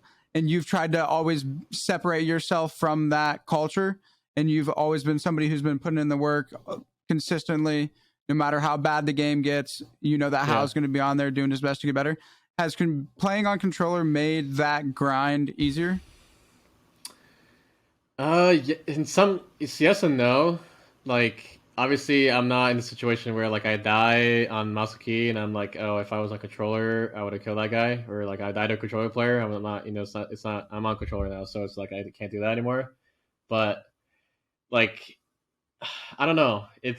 The only issue with like controller, like it's made it easier, but at the same time, it's also made it harder because it's just so boring. Like when you get to as good as you could possibly be, you play controller and just like the same thing over and over. You pick up the same guns, you run at the guy and like as close as you can and try to one clip him. Like that's literally all you do. Like on mouse and key, you can shoot him from like 100 feet. I can shoot him from 2 feet. It's just game is a lot. It's 3-dimensional compared to controller. There's like 1-dimensional. So like there is times where I'm just like I'm getting bored. I'm about to just play mouse and key for a little bit so I could do something else. But I know people like I do kind of agree that it's easier to play controller for like longer periods of time, but I was able to do that on mouse and key too. Like I don't know, I was fine with that. I think it just like I said, like the gameplay, like it gets boring like after a certain amount of time playing on controller. To be honest. Okay, so I got 2 more, and then I got a final thing, and then okay. This is kind of a could go deep, could go very basic. It's fine. You choose whatever you want. But besides match point format, what is it about Apex Legends esports that you think is the reason why it's the best to play / watch? Or maybe you don't feel that way, but I think the Apex is like definitely the best BR like competitively and even to watch. To be honest, like you can compare it to Fortnite or what else? What the hell's even going on now? PUBG, like, I guess. Still, I guess. Yeah, like that's just like dead. I don't even know that shit exists. But I don't know. Like PUBG is way too slow. Fortnite is just too much shit going on. Like how do you even like cast Fortnite? Like these guys, he's going up 20 floors. Like he's like how do you even watch Fortnite? Like there's like 200 walls. So I don't know, I think Apex is definitely like just way better to watch, just because of like the game is it's so much simpler than Fortnite to understand. You know, even if you're a new player, like it's easy to watch. Like, hey, there's a wall, like it's a wall, right? Like I made a cat wall, or there's a barrel, it does damage, right? Like stuff like that. So like compared to Fortnite, just easier to watch. PUBG, like I said, is too slow. But I think Apex, like I said, is just definitely the best BR out right now. I've said in prior interviews, like the game or like the companies behind it, just they're not taking advantage of what they have like to the fullest. They're like trying to string it along so hard to the point where like eventually someone else might just come about and like just take over their opportunity, right? And I feel like that's the issue from like playing the game for 4 years, is that their games like mechanics or their like ideas are good. It just they take too long to like put it together, right? Like one season is just one character, or it's one map, or fixing something, like it takes too long, right? So, but yeah, I think it's just because the game is the pace of the game is nice to watch. It's not too slow, it's not too fast, so you can't keep up.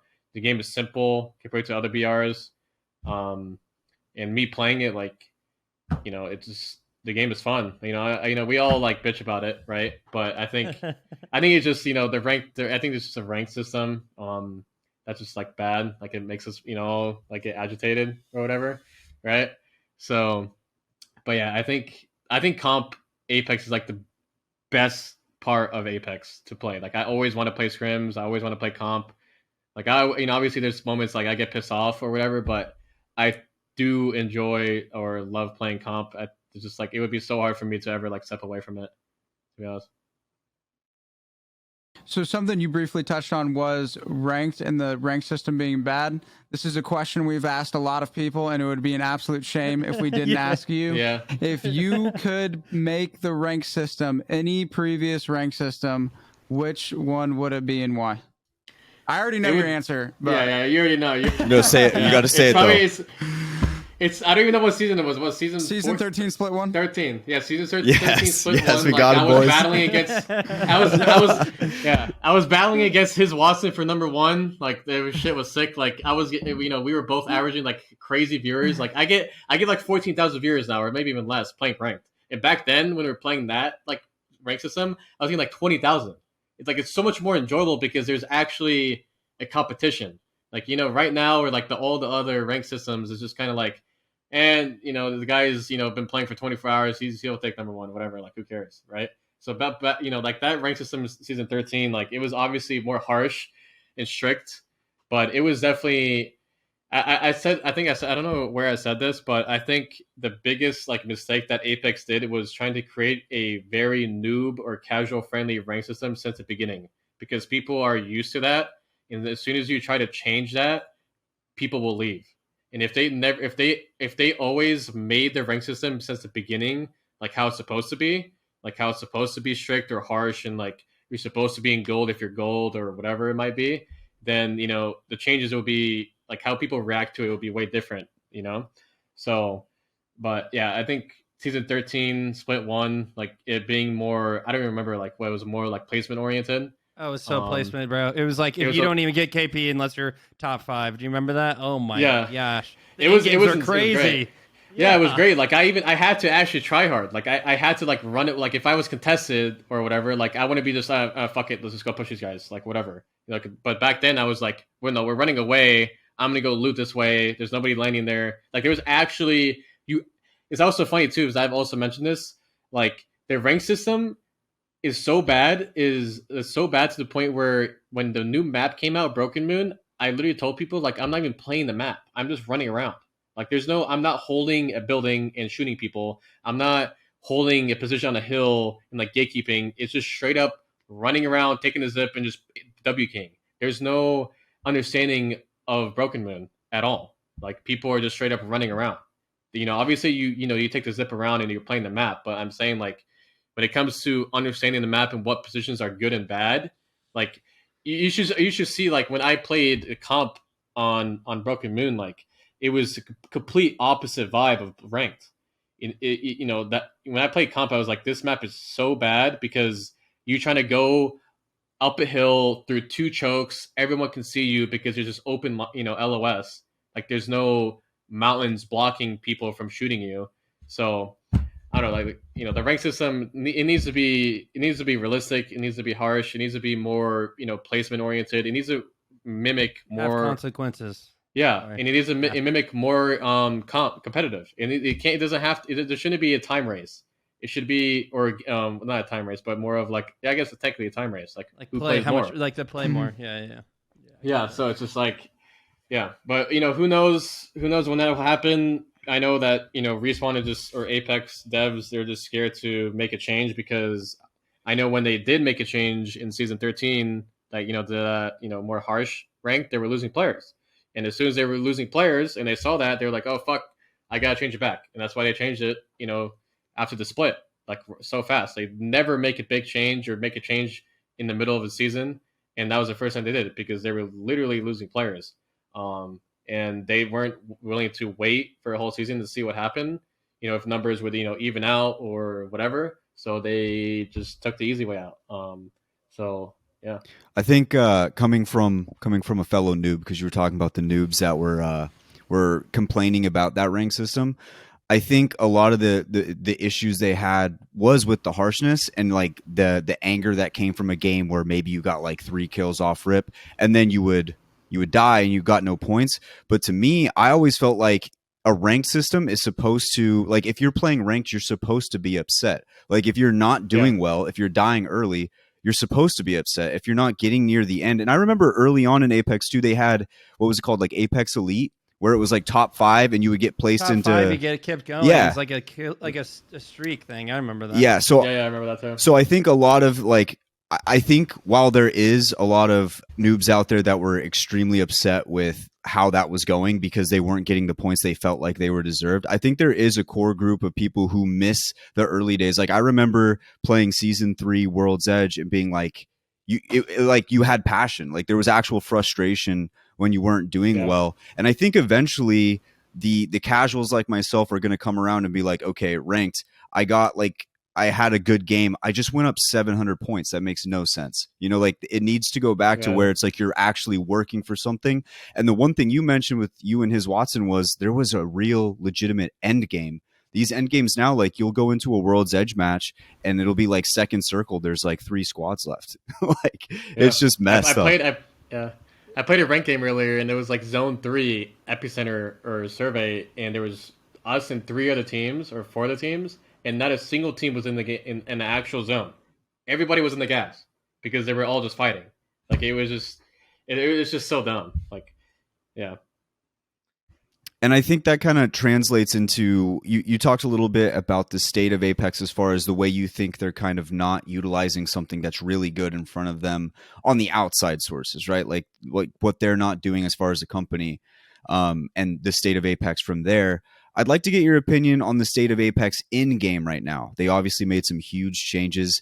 They added the classes, lots of different things going on within the game. They made big changes. No legend this season as well. So it looks like they're trying to make big changes in-game. How do you feel like they've fared so far? I know it's been recent, but you've had some time to play it now. Yeah, I think I have plenty of time, like, to make like an opinion. I think the class thing is like it's pretty cool. I playtested this right beforehand, so I knew it was like coming, and I had like feedback and I had ideas. I like where the game is heading. The only thing is just like I played Horizon on Catalyst now, so like I feel like the game is kind of boring. It's I feel like I'm going, if this makes sense, like I'm on controller, right? But now I'm also even playing in a meta where it's as boring as controller if I play too long, because like it's all one dimension. Like the input is one dimensional. Now the characters are all just like practically one dimensional. Like I just open door, shoot, close the door, shoot. Like there's no, I'm queuing up, I'm beaming, I'm one clipping a guy, or I'm whatever. Like there's no. It's just one-dimensional gameplay right now, and it's like boring to me personally, because obviously I came from playing Horizon Seer, or just playing Horizon, right? So it's way different now playing Catalyst. But I know like the only thing like right now I think the issue is that some classes are not as good as the other ones, and maybe they need to change like who can exactly hit beacon. Maybe I didn't really like think too much of it, but I know for sure because I know before the playtest, like I was telling them for the skirmisher, like the ones where they can scan like the packages, and then the one where actually I don't know if I can say about the assault one, but for the skirmisher one, my idea was like since they're a skirmisher and their like logo is like it looks like a movement speed thing, right? So I was like, why don't you just give all those characters base base extra movement speed? Like literally give all those characters like Octane, Wraith, Pathfinder, Mirage, all of them 5% more movement speed, just default compared to every other character. Like you scanning a package across the map, like no one cares. Like it's not as good as like hitting a map room scan or whatever it might be. Like you know obviously if you did that the 5% movement speed, like it can create maybe busted movement tech like that you literally just cannot hit or whatever, like, and it'll be just stupid, so like obviously they would have to play around with it, and it's like gimmicky, and it'll be kind of risky because you might break the game. Like imagine like Octane on 5% extra movement speed, the guy, how's a control player gonna hit that guy, right? So but yeah, that was my idea for skirmisher. I just think like skirmisher and assault are just not on par, even with the Loba class too. Like Loba is like OP and ranked. That character in Newcastle, etc. Like those characters are just terrible in comp, and that's also an issue too. Like with ranked and comp, like the Catalyst is insane in comp, but that character is like useless in ranked. Like I can, me rotating with Cat and using her wall, it just never happens in ranked, in ranked because everyone's just dead. So it's just that's also an issue right now because like I feel like the ranked meta and the comp meta is a little different because of Loba being able to craft banners and people just run away compared to like how useless she is in comp. So yeah, she is a vibe saver though. I'm not gonna lie. Yeah. Oh yeah, 100%. It's so I played with Loba the other day and it was like literally an RP glitch. But like also playing against her is just so cringe because you kill like one of the Loba's teammates and the guy just insta runs. Like the guy didn't bother like trying to like do anything else. You just see the motherfucker like across the map. You see the ring already going, bro. Is gone. Yeah, just like straight gone. Like one guy's dead and Loba's out of there just instantly, just no care. So, but yeah, I don't know. Like I said, I think some of the classes are good, but like a skirmisher, the Loba class with Newcastle. And the assault one, they need to make it OP. Just like how they raised Nemesis OP, they need to just make the character or make the classes OP and then tune it down and then go from there. Like if let the people have fun for a little bit. Fuck it, who cares if it's too crazy? Like Nemesis is OP, but the gun's like still enjoyable, right? Like it's not anything crazy. So yeah. But yeah, I'm not gonna lie. I think you're hardcore sleeping on the assault class. For you to say that that's one of the worst, bro. You get more ammo, and those bins. I had loot. A prowler. Yeah. I got a purple heavy mag, purple laser, and a digi. Come on Bangalore. Okay, listen. I'm gonna propose that my idea for assault compared to having like better loot was straight up like if you either. There was like a lot of discussion regarding this. So like either if you wiped a team, like the assault character wiped a team, or if you got like individual kills, there would be a certain amount of percentage returned back to your ultimate. But there was like discussion, it's a little too OP. But then I was like, you can kind of balance that. Like you can limit, if you squad wipe, you only get like 25% back or something like that. Like you don't want to make it There's like, but only you. There's a cap to it. But not the whole team gets it, but only you get it because you're the assault character, right? So it's like I would understand why it OP because like you kill a team and you go to the next one and you bang all of them again, like but obviously you don't want to make it like that. So I don't know, but that was my idea. I like making things OP because every time when I think of something OP, like I think of old Wraith, Horizon, old Horizon, and like that's when I love playing the game, like. And if you don't play those characters, you're not having fun, right? But that's how I enjoyed playing the game. I played like the OP characters, and that's how I had fun. OP guns, and yeah. So I'd rather have shit come out OP and then nerf it than it come out terrible and nobody uses it like ever. Like Loba, like nobody ever played Loba. Like her pick rate is just terrible. since the beginning. And like even with Catalyst, like Catalyst pick rate has been terrible until like this class stuff. So this is how I see it. So one thing that we had touched on earlier was we talked about your journey into comp and how you've gotten to the point where you are. But something that we didn't really talk too much about was your journey through streaming. And so you said that you actually didn't end up streaming until you were signed to TSM. And so what did that journey look like for you? Because I know that you had posted an opinion on streaming and about like focusing on their content versus focusing on when you're playing. And somebody had replied, "Oh, easy for you to say, you just turn on your stream and you get 10,000 viewers." And obviously we all are aware enough to know that you simply just don't one day turn that button on and then it's just there, and that you've spent years and years and years to get to the point where you are. Can you give us like a little summary of what that looked like for you to get to where you're at now, where you're just casually cranking ranked in front of 15,000 people? Yeah. So like I said, I didn't stream until I signed to TSM, and like I never wanted to stream in the first place. It was my dad's idea. So it was kind of just like I was listening to my dad, but I was just playing Apex. So like I was like, whatever, cool. Like I'll stream. Why not? Like, what do I lose? I guess. So I was just playing the game. Like I barely remember my beginning of the days of my streaming, to be completely honest with you. Like it's such a blur. But I know like I was just focusing on, since I was a competitive player at the time, I was just focusing on, me playing my best, like being the best player I could possibly be. And that literally just kind of, snowballed over time. Like people recognized I was really good. So I started playing with the bigger streamers like Lulu. Like I played with Lulu a bunch in the beginning, and she also hosted me a bunch, so that helped. I don't really remember like other people, but I know Lulu helped me a bunch in the very beginning, and she was also big at the very beginning. But yeah, like I think like in terms of streaming, I said on stream too, like you're either really good at what you do, like a really good player at whatever game, to the point where like people learn from you, right?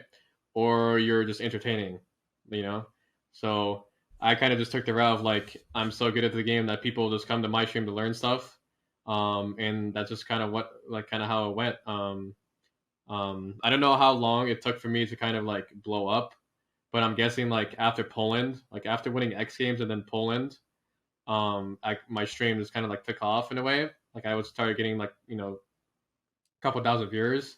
But like I said, like it also helped me getting hosted by Lulu and other streamers that were bigger than me at the time, because they realized how good I was at the game. And I was also I think Mac was also streaming, but I think Jordan's still like, he was kind of meh, like kind of how he is now, like he streams whenever, blah blah blah. But like if people also understood too, because I was also like playing Wraith, and I was playing like Wraith characters, so I was like always making the plays and stuff like that. So I guess they kind of like catered more towards me at the time. And I guess I don't know if I streamed more than Mac at the time in the beginning, but yeah, I just played off of me playing, me sticking to being very good at the game, and streaming was kind of like a side thing at the time, and it kind of just it became a thing over time naturally, and now we're here, I guess. So yeah. All right, I got two more questions, and this one's going off Apex, but it might tie back in. And so probably in the last 4 years, I think there's been one TV series, well, like show series, that I've watched all the way through in its entirety, and that would be Peaky Blinders. And so you have had Thomas Shelby as your profile picture for basically as long as I can remember. Yeah. Can you give us a little insight to that decision and what type of inspiration or motivation that you get from that character at all? Or give us like a breakdown inside what your connection is. Well, Peaky Blinders, first off, is just like one of the best shows ever. And I just go ahead. No, I was saying so good. I was just totally agree. It's so good. I just like, I guess I don't know. I kind of want to be like the peak. I guess like the Thomas Shelby of like Apex, in the way of like more. It's had the same thing with like the CEO vibe. Like I run the show, I call the shots. People listen to me. But it's not like I'm just calling shots and I don't know what I'm talking about. Like the same way like Thomas Shelby, like he ran like he was like a gangster or whatever, and he had his own like group of people, stuff like that, and he made all the shots. But he I don't know, that's just like basically the whole like idea behind it. Like I love the character that he plays. He's the actor is also really good. But like I said, it ties into the same thing with like a CEO vibe, just running the show, knowing what he's doing, and people just like following him, type of thing, I guess. So yeah.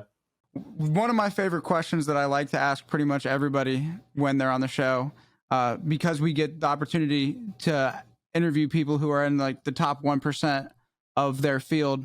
And this was an interview that I know we were all really excited for, because at least in our eyes, you're basically like the Michael Jordan of Apex. And like, we mean that, like, this is like, you're like that guy. And so yeah. What is one piece of advice that you could give to somebody who wants to achieve that level of excellency in any area of their life? What would be your best piece of advice for those people who are trying to get to that like top 1% of the 1%? I think it's like two things, but I can tie into one. I think you have to find something that you either, if you're passionate to something, you also enjoy it. So I don't know, like I've read like, or I've listened to like a bunch of like motivational videos and stuff like that. But there was like one thing that's kind of like stuck to me, like a quote was like, if you don't want to look at what's on the like what the price tag is, then you have to not be able to have to look at the time or the clock when you're working. So like, you have to find something as like if you want to work and achieve the top 1%, you really need to find something that you thoroughly enjoy and that you're just passionate about. Because like, you have to be able to get up and get on, still get on those days that you're just like, oh, I don't want to get up and I don't want to play. I just want to sit into my bed and do whatever, like the same thing with a gym, like if you can't separate yourselves from other people. Like if you do what everybody else does in type of way where, you just like slack just because you wake up on like the wrong side of the bed and you're too tired. And, like as long as you, like if you, I feel like if you find that passion and if you find what you thoroughly enjoy, and like I said, if you're literally, like we said this like so many times, everyone, it's a meme in the Apex community, but like just passion, like you have to have passion for it. Because if you just don't, then you'll be just like everybody else, right? Like mediocre, and you can't like separate yourself from everybody else. Like I want to get on every single day because I have like responsibility, not just just to put on a show on the stream, but financially with my family, my teammates. Like all my teammates count on me, right? So it's just like, I don't know. Maybe I just had like built-in discipline, from my dad being behind me and like having him as a guidance or like a mentor since Apex. But I really feel like to get to the top 1%, you have to really enjoy what you do.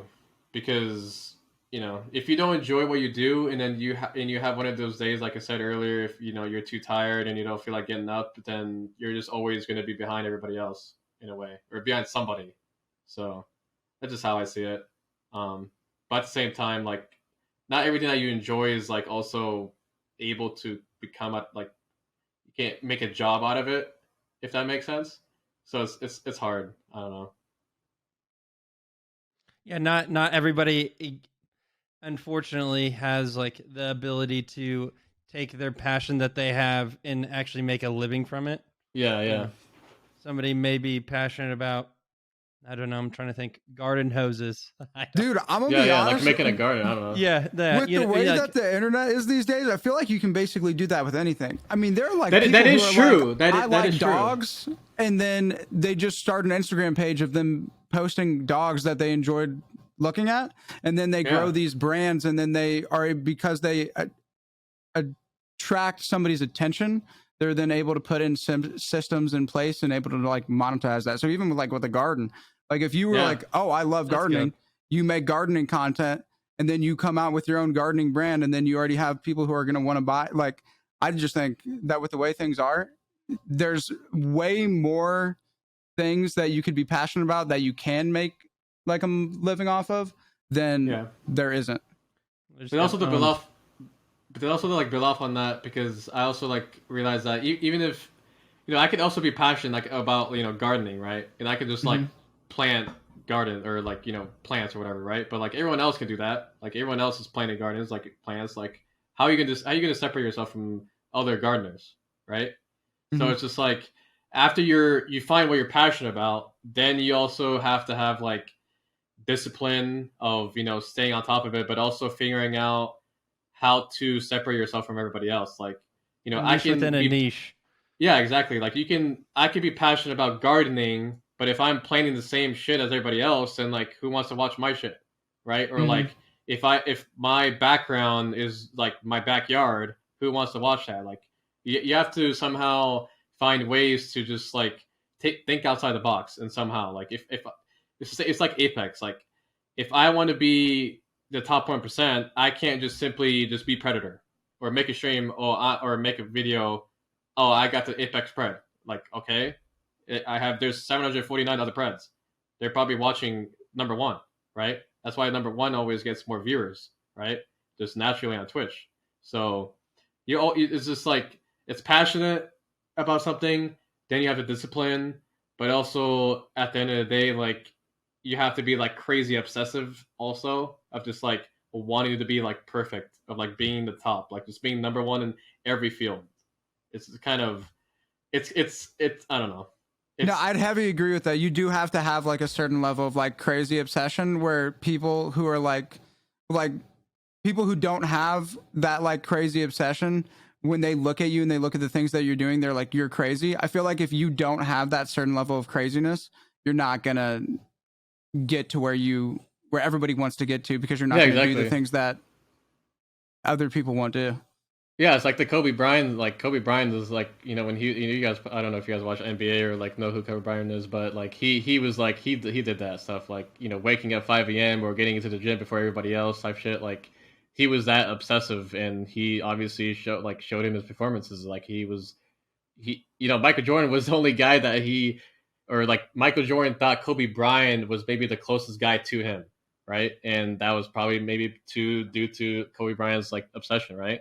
So yeah, it's a combination of things. But yeah, it's at the end of the day, it's a lot of sacrifice too. Like when you have to get obsessed with something, like it's to the point where you have to give up other things like social life, family time, etc. So like I did that. So yeah. So one thing that you just mentioned that basketball, but I have you seen the Last Dance documentary like with Michael Jordan? Yeah, I have. Yeah, well, there is. I think it's either episode 3 or episode 4. Jordan's like at the very end. He's like talking about how a lot of people gave him hate, either his teammates or like he pushed his teammates, and a lot of the outside eyes saw him and thought he was just like a villain, a monster. Like yes, he was good at the game, but he didn't treat people correctly or whatever. And it reminded me a lot of you, where it's like he was upset because people just didn't understand him and how much he just like wanted to win, and so he was willing to do whatever like it took to win. And so that's what I thought about whenever I thought about you. And so yeah, have you ever felt that way? Maybe like from the outside looking in, like people don't really understand how maybe your mindset is when it comes to that. It was funny. I watched The Last Dance and I actually made a tweet about it. Like about The Last Dance and how I felt like I was very similar shoes, and I was comparing myself to Michael Jordan, and people clowned me about it, because I was like, I play video games. I'm comparing myself to the GOAT of basketball or whatever in his documentary, and you know, there's been times where I like completely correlate or like relate to that. How Michael Jordan felt. He, like you said, like he was perceived as like a bad guy, and a villain, just an asshole or whatever. But he won, and that's I still to this day I still feel like I've been perceived that like I there's always comments like, oh, I hate watching these guys, or I hate watching Hal, but he always wins, so I got to give it to him, or whatever type of thing. So it's just like there has been times where, like, even in the Michael Jordan documentary, like he cries. Like I personally, like I've been, like I get moments in like my career where I'm just like sad, or maybe I've even cried. I don't remember, but like I just I don't I've spoken to my dad about it. Like, I don't want to be perceived as a bad guy, but I don't have a choice because that's how we win. So it's like I have to take that. You know, I have to be the bad guy. Someone has to be the bad guy. My dad's always said that too, because it's kind of ironic because he when his like parenting style, he's always been harsh or whatever on me, and he's always told me like someone's got to be the bad guy, right? He's got to be the dad. So and it kind of all went full circle for me to become the bad guy, kind of like on the team. So it was just ironic how that went, but I in my like in the beginning of the career, like winning or whatever, and me getting like hate or like how I talk to my teammates, like it did bother me. But like over time, I kind of just like accepted it because I think the feeling of winning has just kind of like overcome how I feel or being perceived because I know how I am, my girlfriend knows how I am, people, my teammates know who I am, who I really am. Same with people who I've met IRL, and that's all that matters. However people want to perceive me online is completely fine because that's just like only like a very small scope of my life or who I am, and if they want to take that as who I am, then that's fine, and I'll just keep winning, I guess. So we're gonna try a new segment. I think this is cool. I think I want to call it double tap. It was either gonna be full send or double tap. I think I'm gonna go with double tap because it makes sense. But essentially, this is what we're gonna do. We're gonna ask you 5 rapid statements, and then you can only answer with one word to describe that statement. Okay. Okay. So it's all Apex related. So, Okay. for example, I would like an example would be charge rifle. You would say OP Dog or shit. something. Yeah, or something. Asshole. Yeah, like Asshole. Yeah, Just right, asshole, right, asshole, whatever, right, right. right. So it's something like that. Okay, so we're gonna do 5 of those. You ready? Okay. All right, rapid. Number 1, World's Edge. Awesome. 2, 30-30 repeater. Terrible. Number 3, aim assist. OP. Yes. Number 4, Sweet Dreams. Overrated. Yes. And then number 5, Apex Legends. The best. That's 2 words, but the best. There's 2 words, but Okay, you know what? we'll we gotta take it. we gotta We'll accept make it. an We gotta exception. accept We'll it. make an Yeah, exception. yeah. We gotta accept it. That's awesome, man. Well, listen.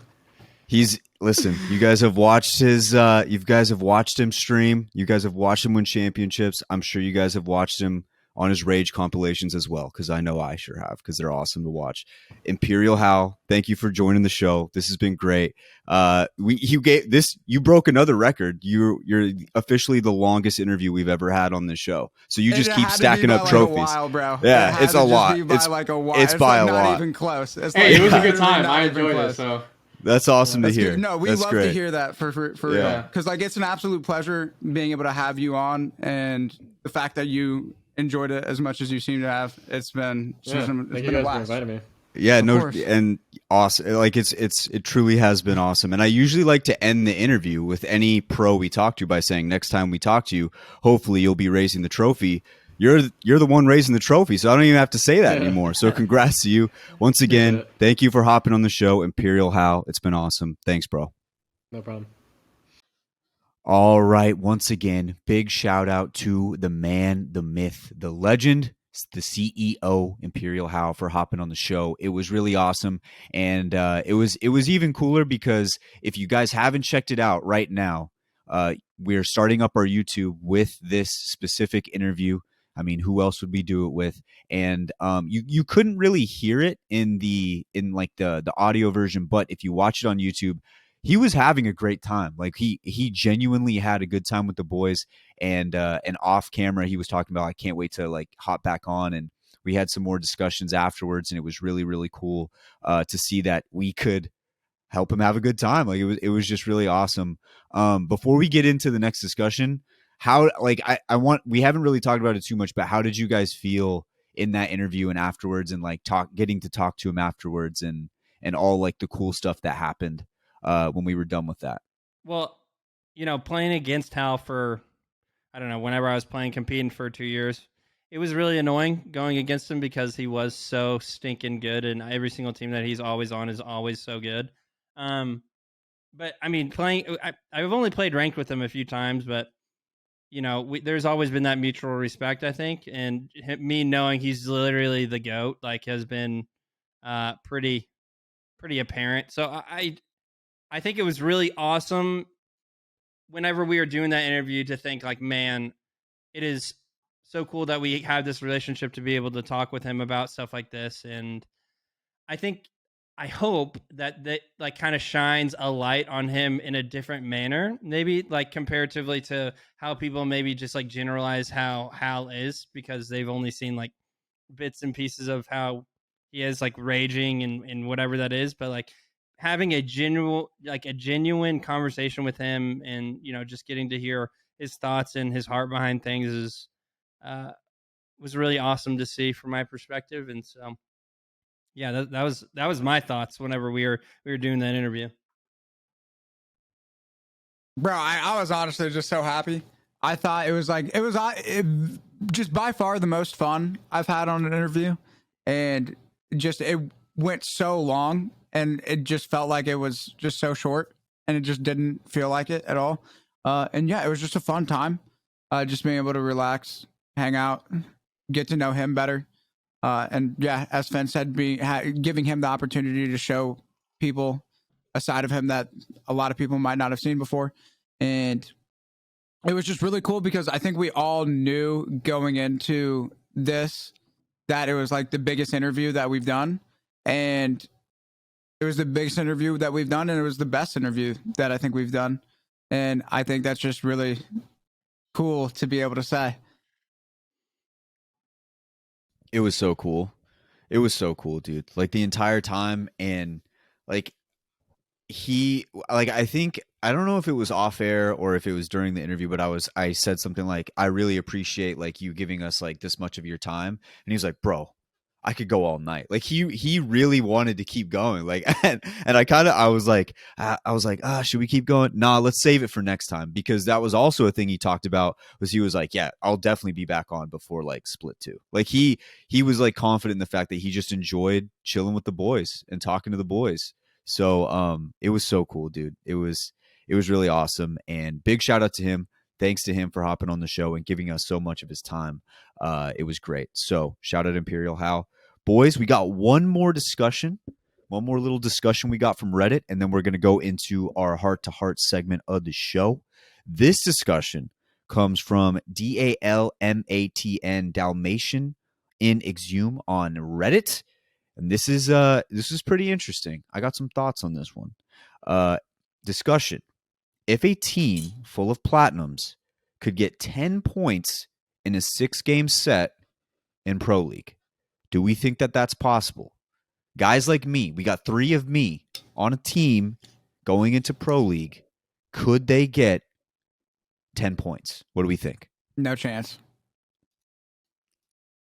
I think it depends. None. I think it depends. None. No chance. I'm trying to think hypothetically here. Not even a little bit. Okay.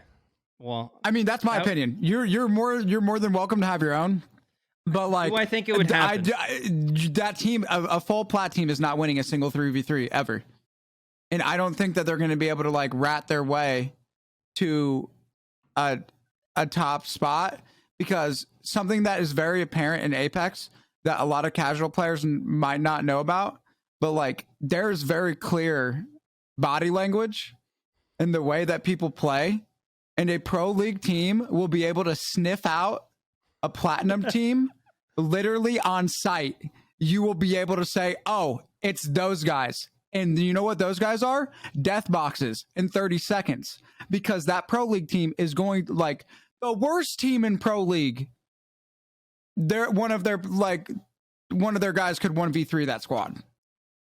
A triple Plat team? Any team in Pro League has a guy who can 1v3 a Plat squad. Like, let's just be real. And like those guys, like, it's just no shot for me. It's just no shot. I'm not. So here's where the only scenario. Did we say 6 points or 10 points? 10 points. 10 in points a 6-game set. Just no chance. I really. That's just disrespectful. I know. Here's the only way that I think could happen. I don't think they're getting any kill points. maybe with a charge rifle from so far away. But that is the only way that I think they could get, if they got 1 kill point, it would be a win, right? The only way they're winning is if they have some sort of rat play where they rat every single time. I think they could maybe have a strategy of all 3 of them split up and try and rat like separately to maybe get into spots to where they're getting points. Listen, all they got to get, like, okay, I'm trying to think point system wise.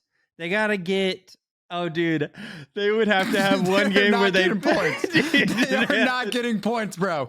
There is no way these guys are getting points. Ain't no chance. Okay, hold up. Now, Enoch, in your scenario, are you like, does everybody else in the lobby know that there's one Plat team in your scenario? Dude, I'm just saying, like, I don't, in my scenario, I would say that they do know that there's this one team that's a Plat team, but even if they don't, like, they would know on site the confidence level of these players. Like, you can tell. I understand that as a casual, you might not be able to notice it, but like, no, I see it. I watch myself play. I'm like, Jesus, that was bad. I know, dude. There are times where I'm just like, what did I just do? No, I definitely know. What did you just do? Yeah, exactly. To myself. No, but I was thinking, like, is there a comp? Maybe I think if it was Seer Horizon comp ish that time, there's literally no way that they even get past like 20th. I just think there's no shot. But well, dude, is there a comp where maybe they can do it? Right now, Seer Cat is meta in comp. Yeah, Seer Cat's meta in comp. There's just no chance these kids are getting points. What if it was like Watson meta days? What if they could lock it down and just move from building to building? Okay, no, and then just wait out like meta, placement the points. Only chance is if they literally got zone. That's what I was gonna say. Every game, like they got zone every game, and they just Watsoned up and just held it. Like that's what I'm saying. Like if they get, but like that's just not. It's just not realistic for them to get center zone. Like for the zone to fall on their heads 3 games in a row, and even then, I think if like people realized like. Oh, this team's not holding it correctly. There's just this horrible team sitting in zone. Yeah. Like there's this Ash that's just sitting in a building. I think a lot of times what Enoch's exactly right. Like where teams are very territorial when it comes to like if they have a spot, they know how to hold it. And I think if that's the unfortunate thing with this Platinum squad, they've never been in a pro league game, so they don't know how to hold a spot correctly / like posture correctly. And so yes, even if they do get God spot, quote unquote, it is very difficult for me to say that they wouldn't just get sniffed like E said, but I do think it is possible if dude, in a 6-game set, no, right? They would need 1 game to go well. That's the only thing I'm thinking about. And I think if the whole lobby knows that there's a Plat squad in there, I think it's impossible. There's no shot. But I think if they don't know and the Plat squad goes in there and they run like Watson, Caustic and they just do something just gross, and then they have they get Godspot and lock down a building for a while, maybe you get like 4, from placement. Yeah, I mean, Godspot usually guarantees you placement points. Like that's the whole reason. Like as long as you don't get inted. But like that's the thing. If they get inted on, they're gonna lose the fight. Yeah. Like they have to be charged. Something that has been said earlier is that NA is the most disrespectful region. Yeah. Yeah. They don't respect spots. Yeah, but if they have no idea, I think there is a chance. Like I think just by pure luck, maybe there's a chance. Yeah. I had said there's a horrible team in the lobby, and I just want to say, like, on average, the average Apex player, I believe, is gold. And so, like, the full Plat team, like, you're above average. But in comparison, like, the skill level difference between a Plat player and a Pro League team, it's just so vast. Yeah. It's just such a big leap It's that Pee-wee I just genuinely, I think it's disrespectful to say. I respect you guys both saying that you guys think there's a chance. I will say that I just don't think there's a chance. There's technically a chance, bro. There's technically a chance. Technically, It's less than 1%. Are we? What was the question exactly? Do you think that 6-game set, full Plat squad, could they get 10 points? I don't think they could get 10, but I think you could get like 6. No, 4 for sure. to 6. Okay. Theoretically, Oh, dude, there's a chance. Do I think realistically, no chance in hell? Okay, Just no chance. Dude, hold on. Realistically speaking, I don't think it. Like If realistically, we're talking I just 6 don't. points, that means they get 1 point a game. That means they just have to make it to 15. They're not going to get 1 Oh, point a wait. game. 15th will get you just 1? 1 point. Bro. So, okay. They would I need... don't 20 think is they get nothing. it. I just don't think they get it. 10th through 15th is 1 point.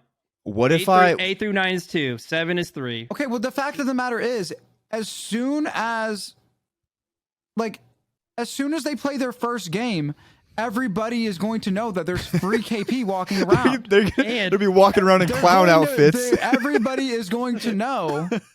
Like, you only get 1 game of like I can't even say it. I know how to like anonymity. Anonymous. I can't say it. Yeah, Anonymous. Oh, You being have- anonymous. I know, but like anonymity, like that's a saying, right? Anonymity? Anonymity? Anonymity, something like that. Yeah, there's just no chance I was going to be able to pronounce that. But yeah, it's a word. But yeah, you only have 1 game of remaining anonymous before everybody knows that there's just free KP walking around the lobby.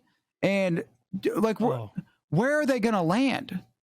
I was going to say that. Where are they going to land? They're going to land at some terrible POI. Some team's going to see them. So that means that automatically like Geyser. eliminates their chances of getting a good circle because they're going to have to land in a terrible POI. I don't know.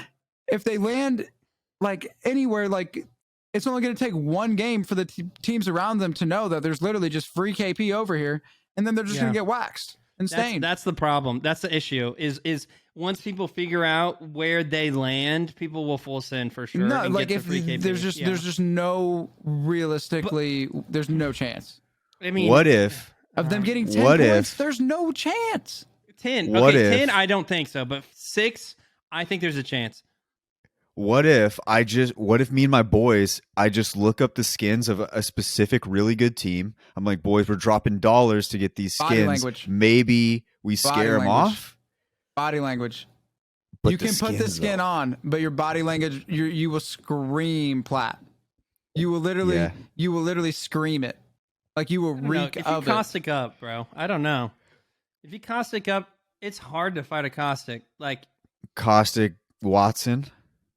mainly just caustic, bro. Caustic is so hard to like fight into in a building like that. It's smaller building that like is not easily like penetrable. I don't know. Like it's hard, bro. Like I want caustic somebody gas to give me a everywhere. chance. I kind of want to give. I want wanna try it. Yeah, I kind of want to. I really want to try it. Also, along the same line of this exact discussion, I was tweeting with Zara from Furia, and I challenged him to a 1v1, and I told him that I could take 2 rounds from him in a 10-round 1v1. I was feeling a little saucy. No, Maybe 1 out of 10, maybe. I know. I mean, like if you had picked like a less mechanically skilled, like pro league player who's scared of controllers, maybe Zara, not that guy. Yeah. That man. Come on, boys, back me up, His boys. aim Come sick. on. I'm not I'm backing trying you to up. gas you, but like I'm not backing you up. Zara stains you, waxes you. I don't even know if you crack him. I could. Okay, Oh, you come crack on. him I with could aim crack assist, him bro. He's on in 10 console, rounds. dude. You think No, I couldn't okay. crack him in 10 rounds? You'll definitely Blue. crack him, but like you do not take a round on Zara. You don't. All right. Might have to set this up. R99, dude. I would love to see 0.6 Wyatt with an R99. What's your sense, just Wyatt? No, going no. at I'm it. not. What's your I'm sense? on PC. Okay, well, I would want you Oh, console no. on this. What'd you console? Just I for would this? I would much rather your chances are much higher on console. Like no BS, your chances of like I Never believe tell in me life. the odds. What's your sense? 5-5.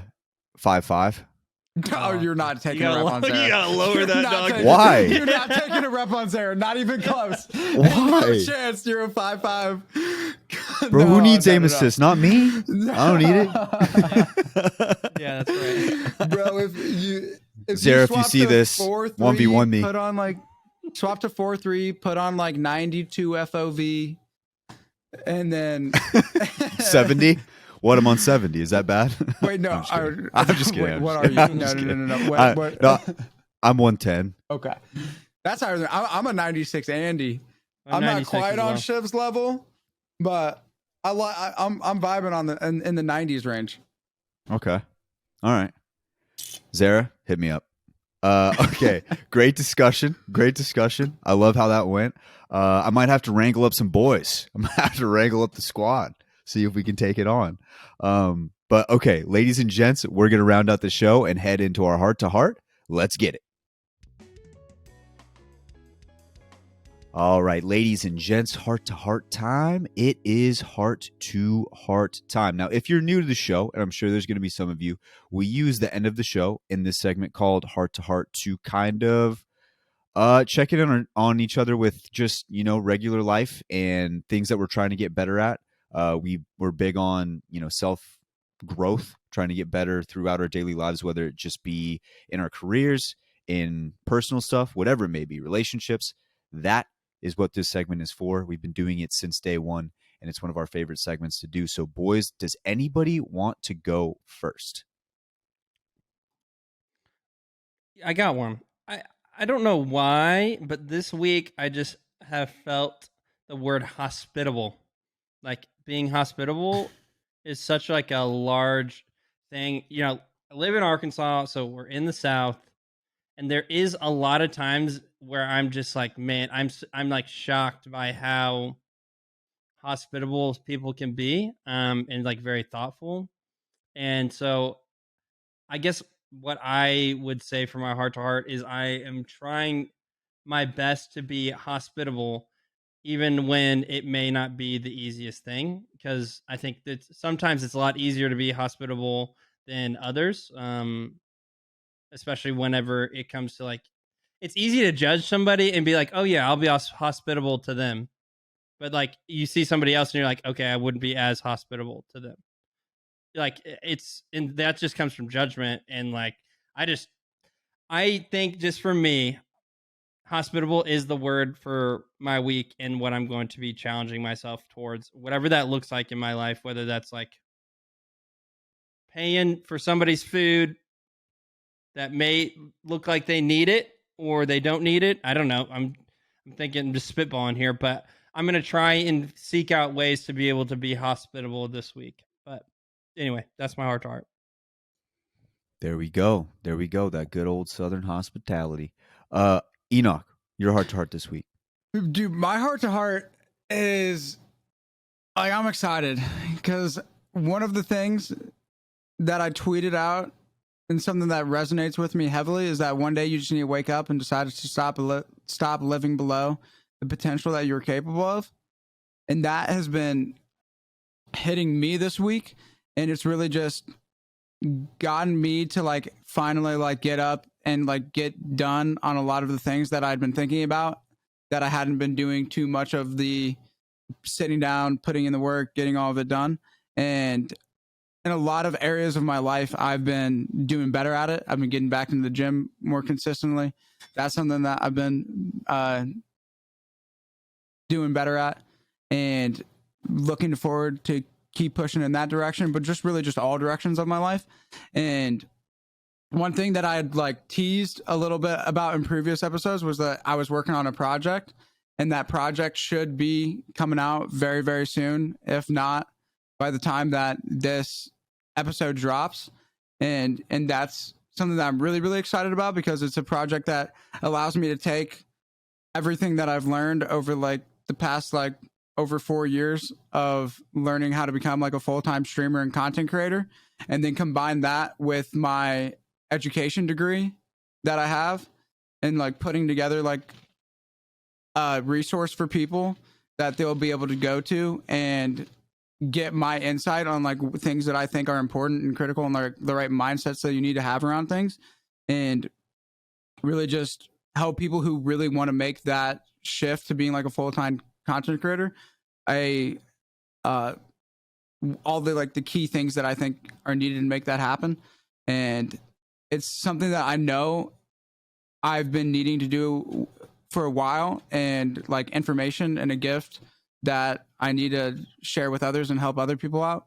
And I'm excited that I've been getting it done, putting in the work, and I'm just looking forward to seeing where this will lead, and then just all the other areas of my life that I've been getting better at. And I'm just super excited, super stoked.